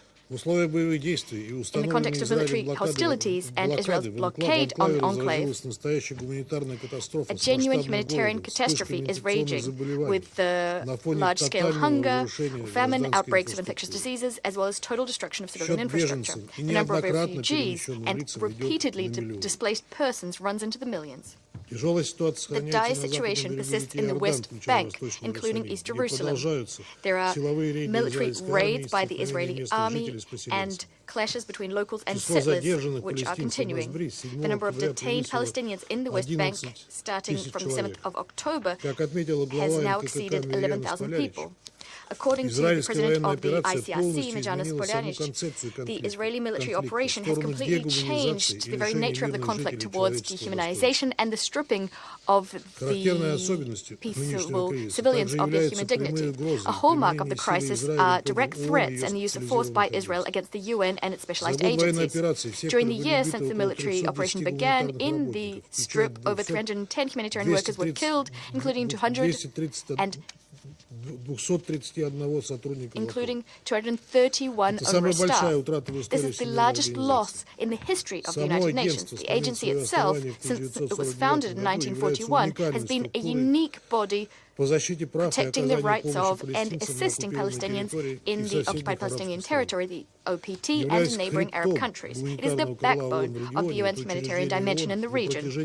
A UN agency which has, for decades, was the main supplier of life-saving aid to Palestinians, not only in the Gaza Strip and in the West Bank, but also in Lebanon, Jordan, and Syria. Today, UNRWA is on the brink of being completely dismantled, as yesterday the Knesset adopted bills banning UNRWA's work and revoking all of its staff's immunities. Since the active phase of Israel's campaign against UNRWA began, we've said on many occasions that the stoppage of its work would have the most corrosive of consequences for the region and for the entire UN system. It sets a serious precedent which undermines the foundations of the international multilateral system of cooperation. Before our very eyes, we're seeing a violation of the UN Charter, relevant UNGA resolutions, and the UN Convention on Privileges and Immunities. Israel has, in fact, single-handedly decided to cancel this specialized UN agency, which is not to its liking. On top of that, the precipitously deteriorating situation in the OPT and the financial crisis, prompted by the US's refusal to provide funding to UNRWA, yesterday's decision taken in the Knesset risks definitively dismantling the agency and its work, something Israel has been seeking for decades. We support the Secretary-General's statement, according to which UNRWA is irreplaceable and that there is no alternative to it. Today, when in the Gaza Strip we're seeing horrific events take place, when Gazans are being shorn of the last lifeline they have, we all know the answer to the question, can the Israeli authorities take responsibility for providing aid to Palestinians in need? And do they want to? We know the answer. Over the last few weeks, we're seeing more and more comments from UN representatives about the fact that they have no plan B if UNRWA is forced to liquidate, to dismantle. Well, the likelihood that these laws won't be implemented are almost nil. Further actions can be called something else, not just Plan B. Yet continuing to support Gazans no matter what, protecting 13,000 UNRWA staff in the Gaza Strip is something the international community is duty-bound to do.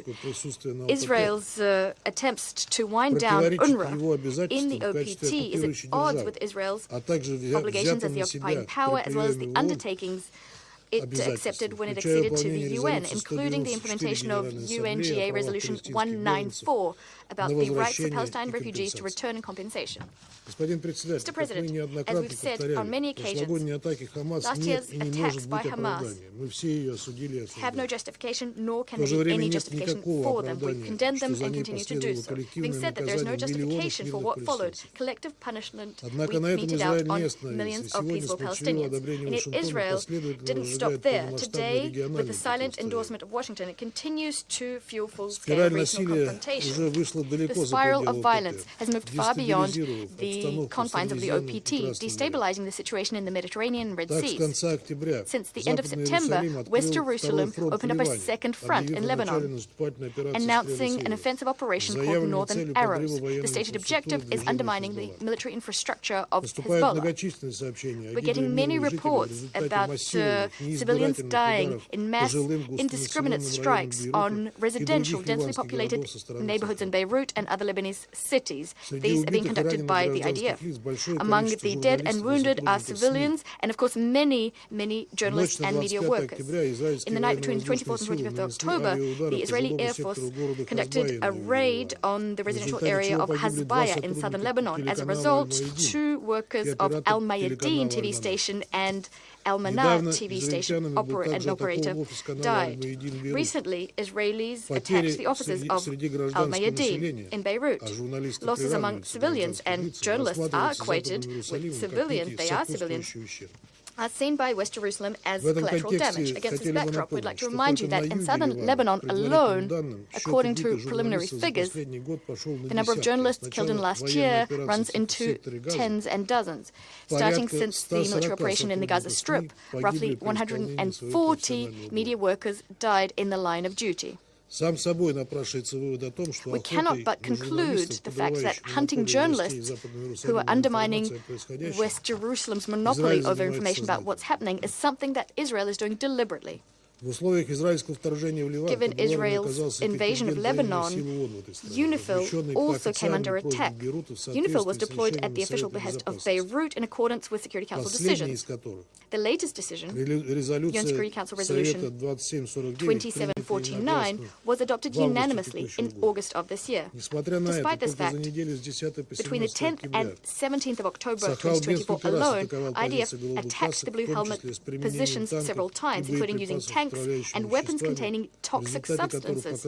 As a result, at least 20 people were hurt. We therefore share the assessments given by the UN. The frequency and the nature of such attacks attest to the fact that Israel is willfully trying to create threats to the life and security of peacekeepers, so as to force these peacekeepers to leave. Having said that, the Israeli leadership are demanding that peacekeepers exit, ignoring the fact that such a decision can only be taken by the Security Council, which determines the mandate and the modalities of UNIFIL's work, as well as by the Lebanese government as the host country, hosting peacekeepers on its territory.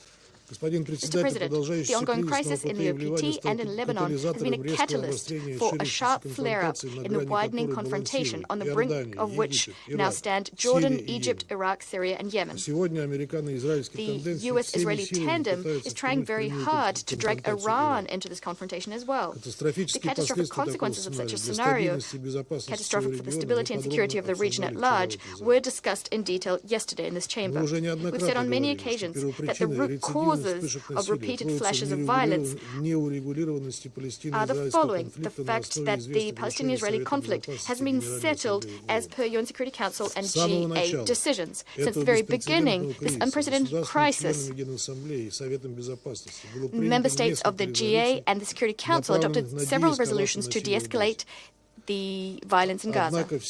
Yet, all of these decisions remain dead letter to date. It's an open secret that to this day, these decisions cannot be implemented due to the position of just one state, the U.S. The U.S. is not only providing international diplomatic cover to Israel, it's also dutifully supplying Israel with weapons and intelligence. In parallel, Washington is paralyzing the work of the Council, not letting any decisions that would limit its Middle Eastern allies' free hand in any way. They're not letting such decisions pass. Instead, our U.S. colleagues are imposing on Security Council members their own ideas, which have not garnered support not even of the Israelis, although they're supposed to serve the Israelis' interests first and foremost. I'm referring to the so-called Biden plan for Gaza, which didn't work, as well as the initiative to introduce a ceasefire in Lebanon, which was rejected out of hand by Prime Minister Benjamin Netanyahu. Our U.S. colleagues must stop sabotaging new initiatives in the Council. As recent votes in the General Assembly show,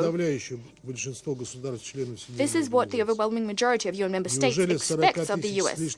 Over 40 Palestinians dead, not a high enough figure to push Washington to work together with the rest of Security Council members? As we've seen for ourselves many times, any unilateral attempts to secure a truce between Israel and its neighbors without a just solution to the Palestinian question will not bring peace to the Middle East. They will prompt nothing but another cycle of escalation, similar to the one we're seeing in the region today. Mr. President, without a doubt, Israelis have a right to ensure their own security. Yet the path thereto lies exclusively through a comprehensive process of Middle Eastern settlement and the realization of Palestinians' lawful right to their own state within 1967 borders with East Jerusalem as its capital. To this end, we must ensure the implementation of relevant UN Security Council resolutions. We need to end the large-scale bloodshed in the region and prevent the Middle East slipping into the abyss of a major war. We insistently urge all parties involved within the region and beyond it to exercise restraint, to end violence, and to avert the catastrophic scenario from coming to pass. If we want a peaceful future for Palestine, for Palestinian, Lebanese, Syrian, and Israeli children, we must act now. We must not dither. Otherwise, the poison of violence and revenge will contaminate the region for many years to come, meaning that the region will continue moving from one crisis to the next. I thank you. Je remercie le représentant de la Fédération de Russie et je donne à présent la parole au représentant de la France. Monsieur le Président, je remercie M. Wensland de son exposé. Le Conseil de sécurité doit se mobiliser pour mettre fin à l'escalade régionale. À Gaza, il est urgent de parvenir à un cessez-le-feu immédiat et permanent. C'est la seule solution pour mettre un terme au désastre humanitaire. Tous les otages doivent être libérés sans délai. La France condamne les frappes israéliennes sur les infrastructures civiles qui constituent autant de graves violations des conventions de Genève. Elle appelle Israël à assurer la protection de tous les civils et à lever les entraves à la délivrance de l'aide. La France exprime sa profonde préoccupation face à l'extrême gravité de la situation dans le nord de Gaza, où la famine sévit déjà. Elle rappelle que tout déplacement forcé de population constitue une violation grave du droit international. La France n'a cessé de condamner les attaques terroristes et les violences sexuelles commises par le Hamas et d'autres groupes terroristes le 7 octobre 2023. Elle rappelle son attachement indéfectible à la sécurité d'Israël. Des frappes ont été menées par Israël le 26 octobre sur des installations militaires en Iran. Elles ont été conduites en réponse à l'agression iranienne sur Israël du 1er octobre. Il est impératif que les acteurs concernés s'abstiennent de toute escalade et action susceptible d'aggraver le contexte d'extrême tension qui prévaut dans la région. En Cisjordanie et à Jérusalem-Est, Israël doit mettre fin à sa politique de colonisation qui est illégale. La politique de terreur menée par les colons doit cesser. La France condamne les violations du statu quo historique sur les lieux saints à Jérusalem-Est, de même que les provocations et les mesures unilatérales en Cisjordanie. Elle soutient une autorité palestinienne réformée, capable d'exercer ses responsabilités sur l'ensemble du territoire palestinien, y compris dans la bande de Gaza. La France poursuivra ses efforts visant à mettre en œuvre la solution des deux États et restera à l'initiative, y compris au Conseil de sécurité, avec ses partenaires. Au Liban, là aussi, il faut un cessez-le-feu immédiat. Il est urgent de mettre en œuvre dans son intégralité la résolution 1701 Resolution 1701 so as to achieve a long-term solution along the blue line, which would ensure respect for Israel's and Lebanon's security.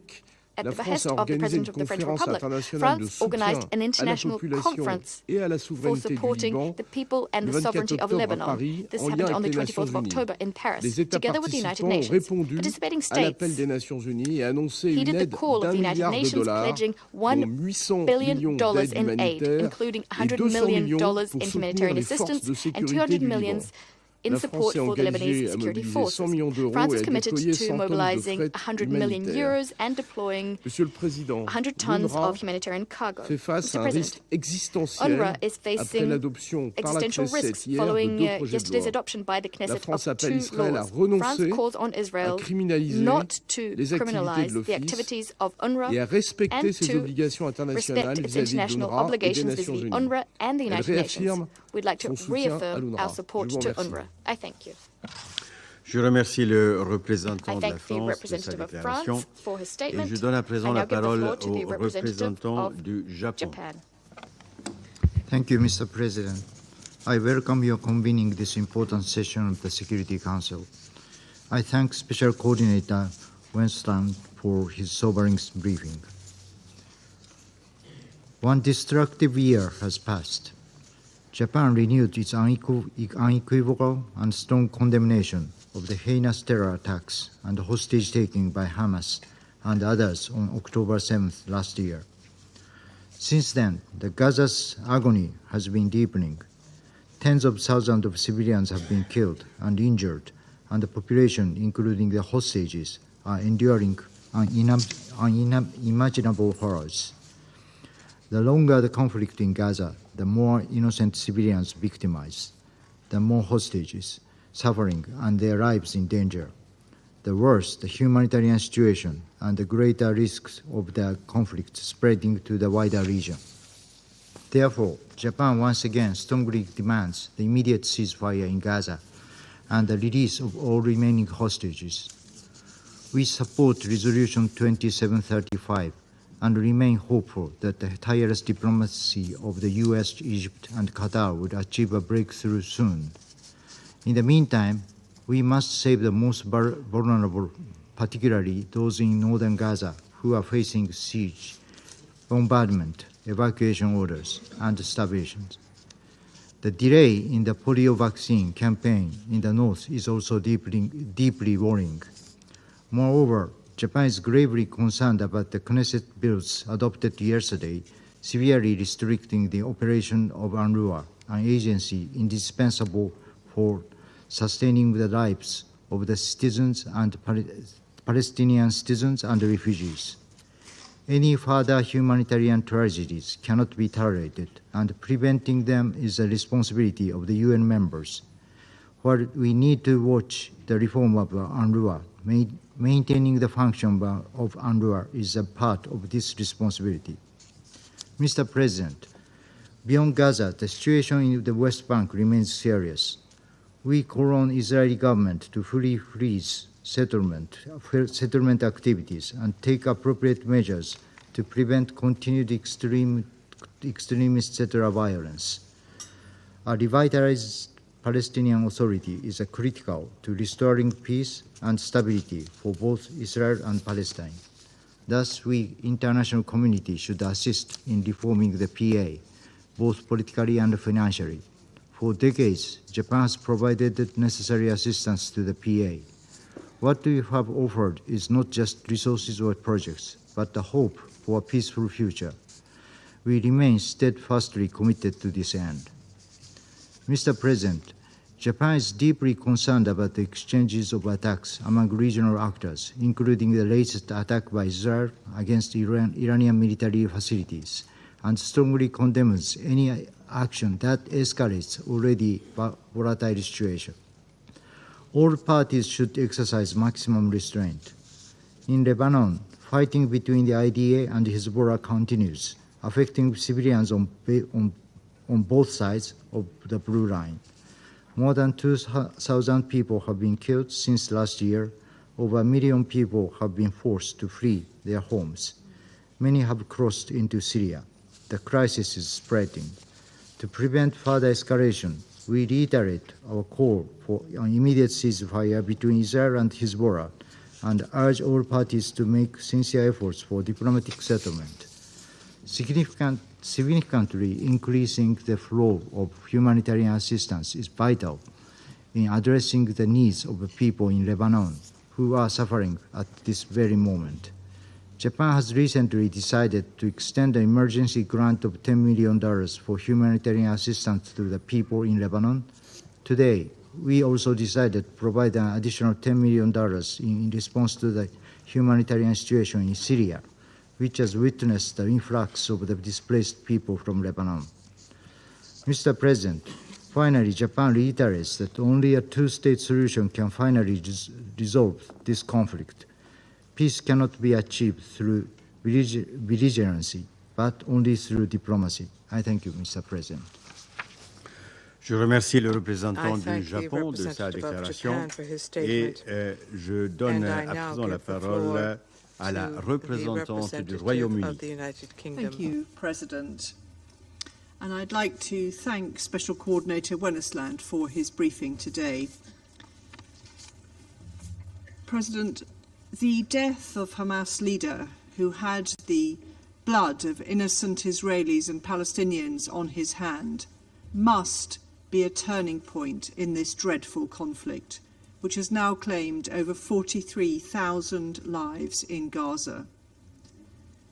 This is the time to urgently seize a ceasefire in Gaza and the immediate and unconditional release of all hostages who have suffered in inhumane conditions for over a year. The humanitarian situation in Gaza is horrific. Acute malnutrition is now a reality for many. This month, the least aid has entered Gaza since the beginning of the conflict, and the situation in northern Gaza is especially alarming. Gazans have been asked to evacuate the north in their hundreds of thousands, but there is nowhere safe to go. In recent weeks, just as we have seen throughout the conflict, Israeli strikes have hit designated humanitarian zones. On Thursday, we saw again profoundly distressing scenes after an Israeli strike on Al-Shuhada, a school-turned-shelter in Nuseirat refugee camp, which killed at least 17 people, including 9 children. We remain very concerned, too, about the severe impacts of these strikes on civilian infrastructure, including healthcare facilities, which face critical shortages in medical supplies, food and water. Israel must comply fully with international humanitarian law. As my Prime Minister has said, the world will not tolerate any more excuses from Israel on humanitarian assistance. There is no justification for denying civilians access to essential supplies. The government of Israel must do more to protect civilians, civilian infrastructure, and allow aid to be delivered safely and at scale. Related to this, reports that UN agencies have had to postpone the rollout of the polio vaccine campaign in northern Gaza are deeply disturbing. Israeli authorities must allow aid workers to carry out this work safely and securely. We also unequivocally reject attempts to undermine or degrade UNRWA, which is the backbone of the humanitarian response in Gaza and a lifeline for hundreds of thousands of civilians there and in the wider region. The allegations against UNRWA staff earlier this year were fully investigated. There is no justification for cutting off ties with UNRWA. Israel must abide by its obligations and ensure UNRWA can continue its life-saving work. President, we reiterate that northern Gaza must not be cut off from the south. Palestinian civilians, including those evacuated from northern Gaza, must be permitted to return. There must be no forcible transfer of Gazans from or within Gaza, nor any reduction in the territory of the Gaza Strip. Civilians must be protected. In the West Bank, the level of illegal settlement expansion and settler violence is unprecedented. Israel must take action now to address this. President, a sustainable solution to this crisis cannot and will not be achieved through unilateral action.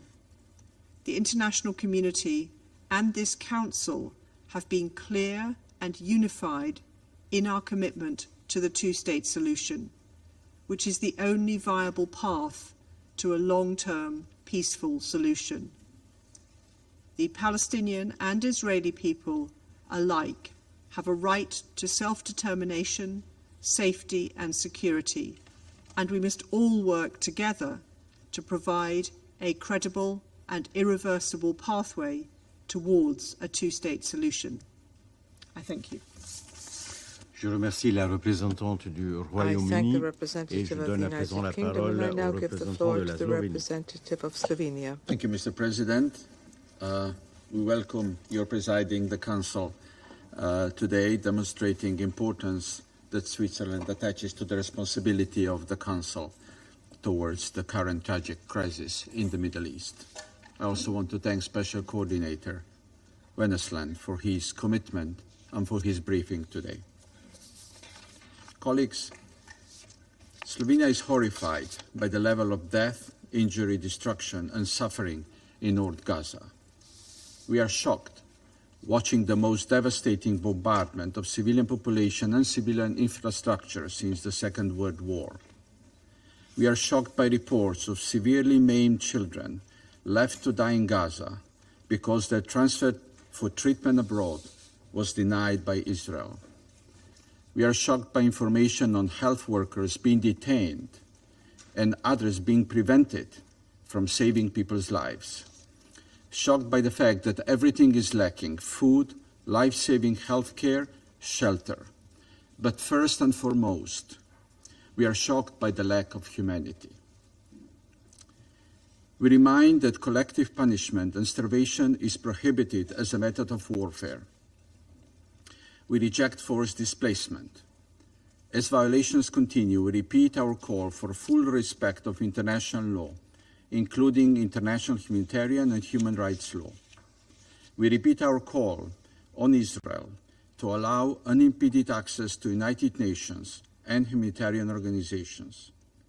We call for aid to be delivered at scale. Famine is at the doors of Gaza. Once famine is declared, it is already too late. We furthermore call for establishment of adequate conditions for finalization of polio vaccination campaign, which has been postponed. Instead of steps taken to alleviate human suffering, it seems steps are taken to augment it. We denounce the passing of legislation of UNRWA in Knesset. If implemented, it would have severe impact on the work of UNRWA in Gaza, the West Bank, Lebanon, and potentially in the region. UNRWA is the backbone of humanitarian response in Gaza and a lifeline for Palestinian refugees. This has been reaffirmed in shared commitments on UNRWA, which has garnered support of 123 signatories, including all members of the Security Council. Full implications of the laws are yet to be analyzed. However, their implementation would, in our view, constitute a direct breach of Israel's obligations under international law and UN Charter. We are alarmed by the situation in the West Bank, including settlement policies, demolitions, and restrictions. The ICJ has been clear. The occupation is unlawful and it must end. We condemn settler violence, including in the context of the ongoing olive harvesting season. We once again underline our call for an immediate ceasefire. As suffering is deepening, it is more essential than ever to take immediate steps towards ceasefire and release of hostages. We welcome efforts of our partners to achieve a diplomatic solution. This includes short-term arrangements which could contribute to alleviating suffering of people in Gaza. These must be complemented by serious and irreversible steps to achieving a long-term solution, which can only be in the form of the two-state solution. Mr. President, just as Palestinian and Israeli people in Lebanon deserve peace. We urge Israel to halt its military operation Escalation of conflicts cannot bring peace and security to peoples and states in the region. We are appalled by the deepening humanitarian crisis in Lebanon, including through impact of airstrikes and the mass displacement. We condemn the attacks on UNIFIL and underline the need to ensure and respect safety and security of UN peacekeepers. We welcome the holding of international conference in support of Lebanon's people and sovereignty in Paris. Swift and full implementation of Resolution 1701 is essential. Colleagues, as the situation is becoming more extreme, our opposition to violations of international law must become stronger. Silence is assent. Therefore, we cannot allow ourselves to accept a numbing effect of the scale of violation. We also cannot allow ourselves to be disillusioned by lack of action in this Council. This Council could do and should do more. The war must end. Thank you. Je remercie le représentant de la Slovénie de sa déclaration et je donne à présent la parole à la représentante de Malte. Thank you, President. I begin by thanking you for chairing this quarterly open debate on the situation in the Middle East. I also thank Special Coordinator Wennesland for his sobering briefing. Malta remains gravely concerned about the war in Gaza, the worsening situation in the West Bank and East Jerusalem, as well as the spreading of the conflict into Lebanon and the wider regional implications of these prolonged conflicts. While our commitment to secure a stable, peaceful Middle East remains unshaken, the unabating attacks and violence, coupled by this Council's inability to act or implement its resolutions, are deeply worrying. An immediate and unconditional ceasefire must be established. The images and scenes coming out of Gaza depict a horrific situation. Across the entire Strip, unprecedented threats to civilians are rampant. The humanitarian situation has long become catastrophic. Weeks of relentless Israeli shelling and hostilities in the north, including on schools, hospitals, places of worship, and displacement camps, have caused mass casualty incidents. Countless civilians, especially women and children, continue to suffer forced and repeated displacement. The cut-off of humanitarian aid is further compounding this situation. The UN and its implementing partners continue to face severe and unlawful obstructions by Israeli authorities in delivering critical aid to North Gaza. Most aid convoys are denied access on a daily basis. WFP has warned that the threat of famine is growing. Immediate and sustained humanitarian access across the Gaza Strip is desperately needed. We unequivocally condemn all actions that target civilians and civilian infrastructure. All parties must adhere to international law, including through the implementation of the ICJ's orders on provisional measures. We reiterate our condemnation of Hamas for its reprehensible terrorist attacks of 7th October 2023, and that Israel has the right to protect itself in accordance with international law, including international humanitarian law. We similarly demand the immediate and unconditional release of all hostages held by Hamas and other armed groups, and condemn the continued indiscriminate rocket fire endangering civilian population centers in Israel. President, in the occupied West Bank, including East Jerusalem, the situation is deteriorating rapidly. Israel's unilateral actions, including illegal settlement expansions, dispossession, arbitrary detainment, and continued raids in the West Bank, make life intolerable for Palestinians. Extremist settler violence fosters further instability. Furthermore, the status quo must be maintained and threats to the holy sites must cease. We recall the ICJ's advisory opinion of 19th July, which stated that Israel's presence in the occupied Palestinian territory is unlawful and must end as soon as possible. Malta is deeply concerned with the steps taken by the Israeli Knesset yesterday to abrogate UNRWA's ability to function in the OPT. These actions are contrary to international law, further entrench the occupation, have immediate devastating implications for millions of Palestinians, and broad regional consequences. UNRWA is a stabilizing force in the region and an irreplaceable actor for Palestinian refugees. We call on Israel to rescind this legislation and ensure UNRWA's unhindered access to those in need. Equally crucial is international support for the Palestinian Authority as it pursues revitalization.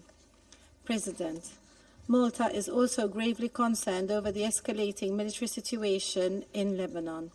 We condemn the alarming toll on civilians and widespread displacement taking place.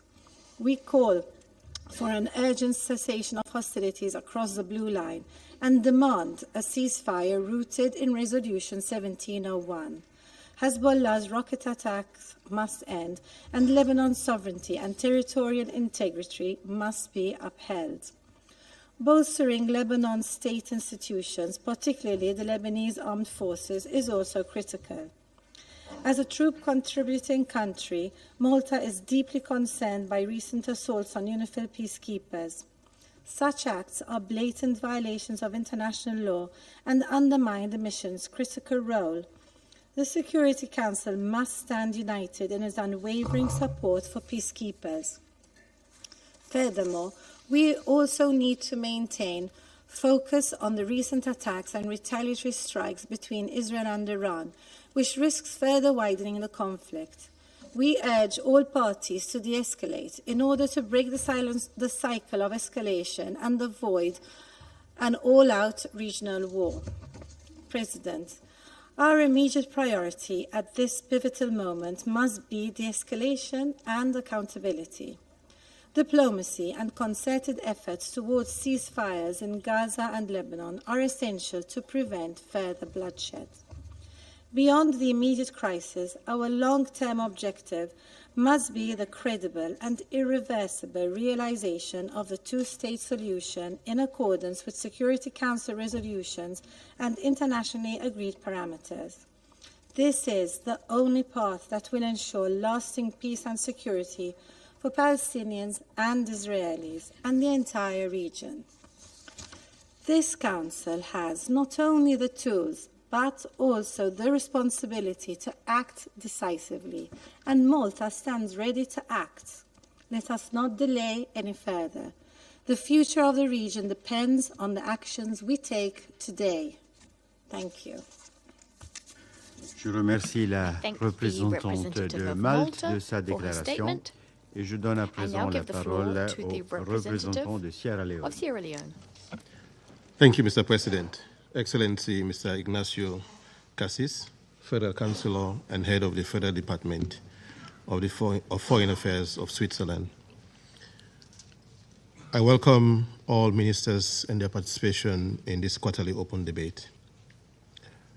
On 24th October, just 5 days ago, the United Nations commemorated 79 years of its establishment with the primary purpose of upholding international peace and security and avoiding another major war, to save succeeding generations from the scourge of war. The situation in the Middle East is, however, deeply troubling. The ongoing illegal occupation of the state of Palestine by the state of Israel, compounded by the escalation following the 7th October attacks, has exacerbated the conflict. The acts of aggression by Israel in Lebanon and the incessant Hezbollah rocket attacks on Israel, the attacks on UN peacekeepers, retaliatory strikes involving Iran and Israel, and assault by and retaliatory strikes against the Houthis in Yemen further complicates this already volatile landscape. These events challenge the very raison d'etre of the United Nations, our understanding of the safeguards provided by international law, and the value we profess to uphold. UNRWA a United Nations entity, is being targeted by inter alia by a hostile legislation.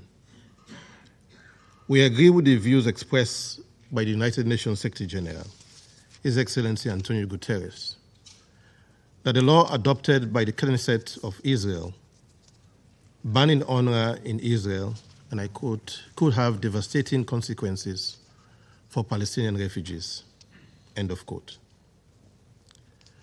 As we approach this debate, over a year since the recent escalation, it is essential to acknowledge the grim realities as presented by our briefer. And so I take this opportunity to thank Mr. Tor Wennesland, United Nations Special Coordinator for the Middle East Peace Process, for his sobering and comprehensive briefing.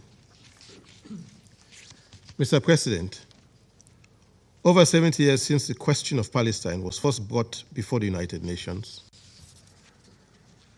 we still bear the burden of delivering peace in the region by supporting a two-state solution that guarantees the independence of the Palestinian people and a safe and secure Israel and Palestine.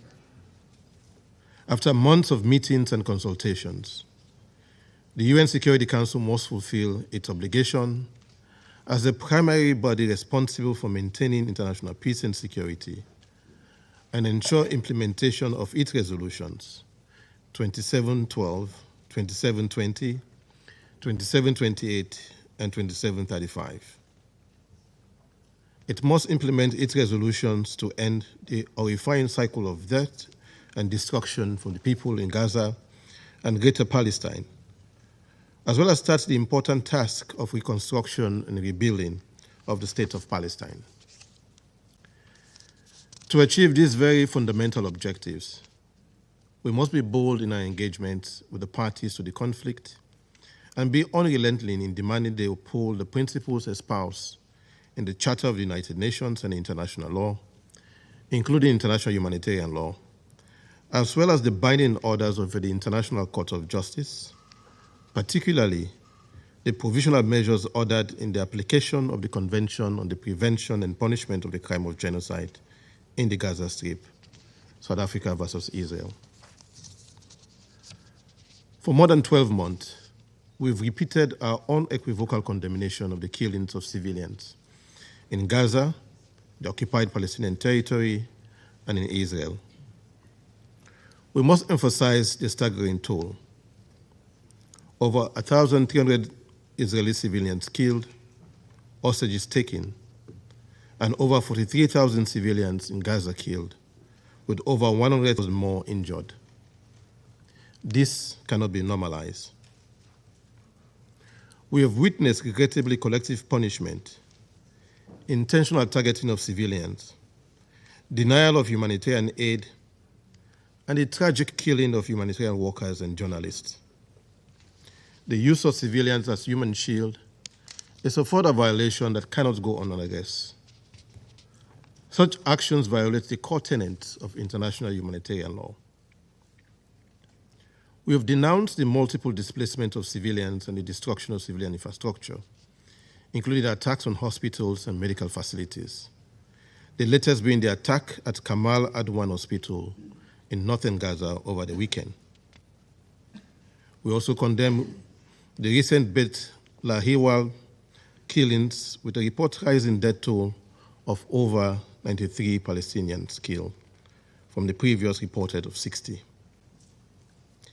Every day, statistics provided by OCHA, UNRWA, and other humanitarian organizations point to serious violations of international humanitarian law and resolutions adopted by the Security Council and the General Assembly.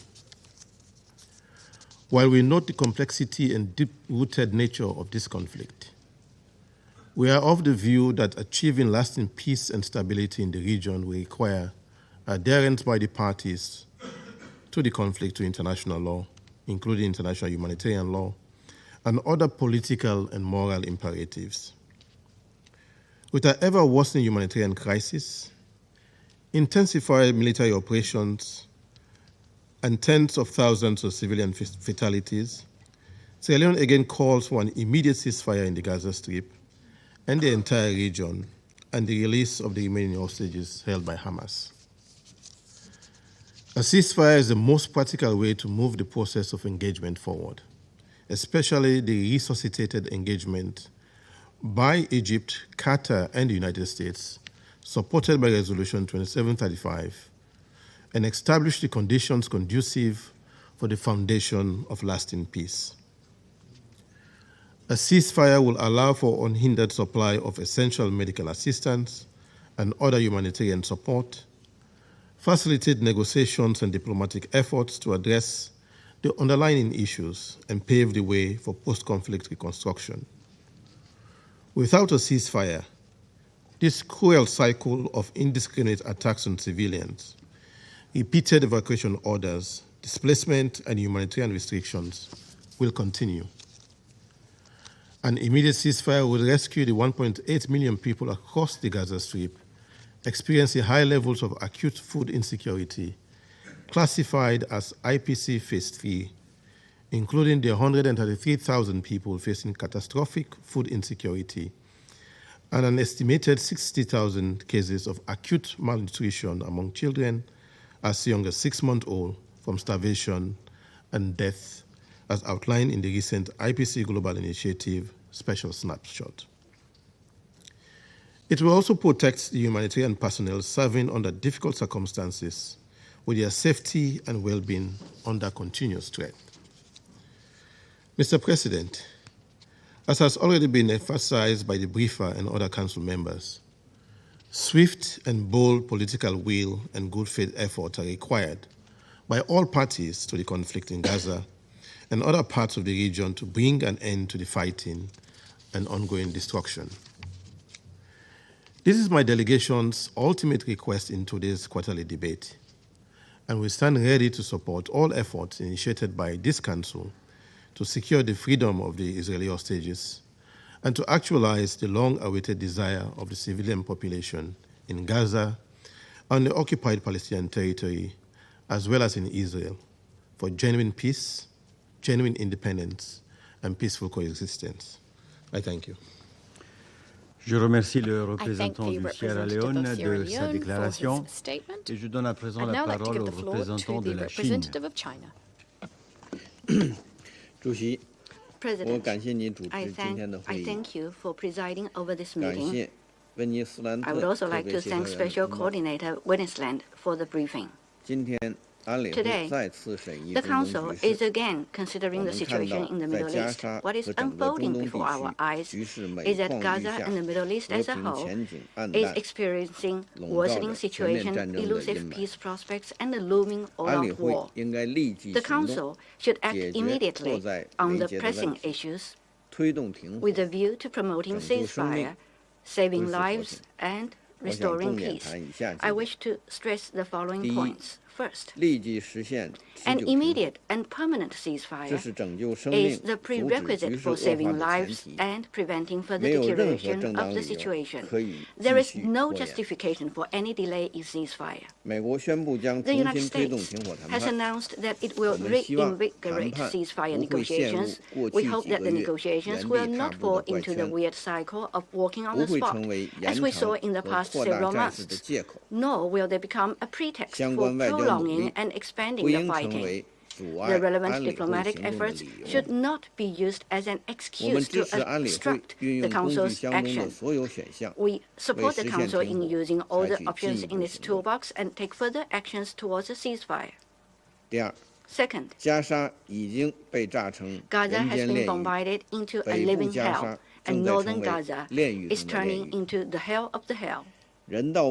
Supplies have been cut off, relief operations denied. Civilians in Jabalia camp evacuated at gunpoint.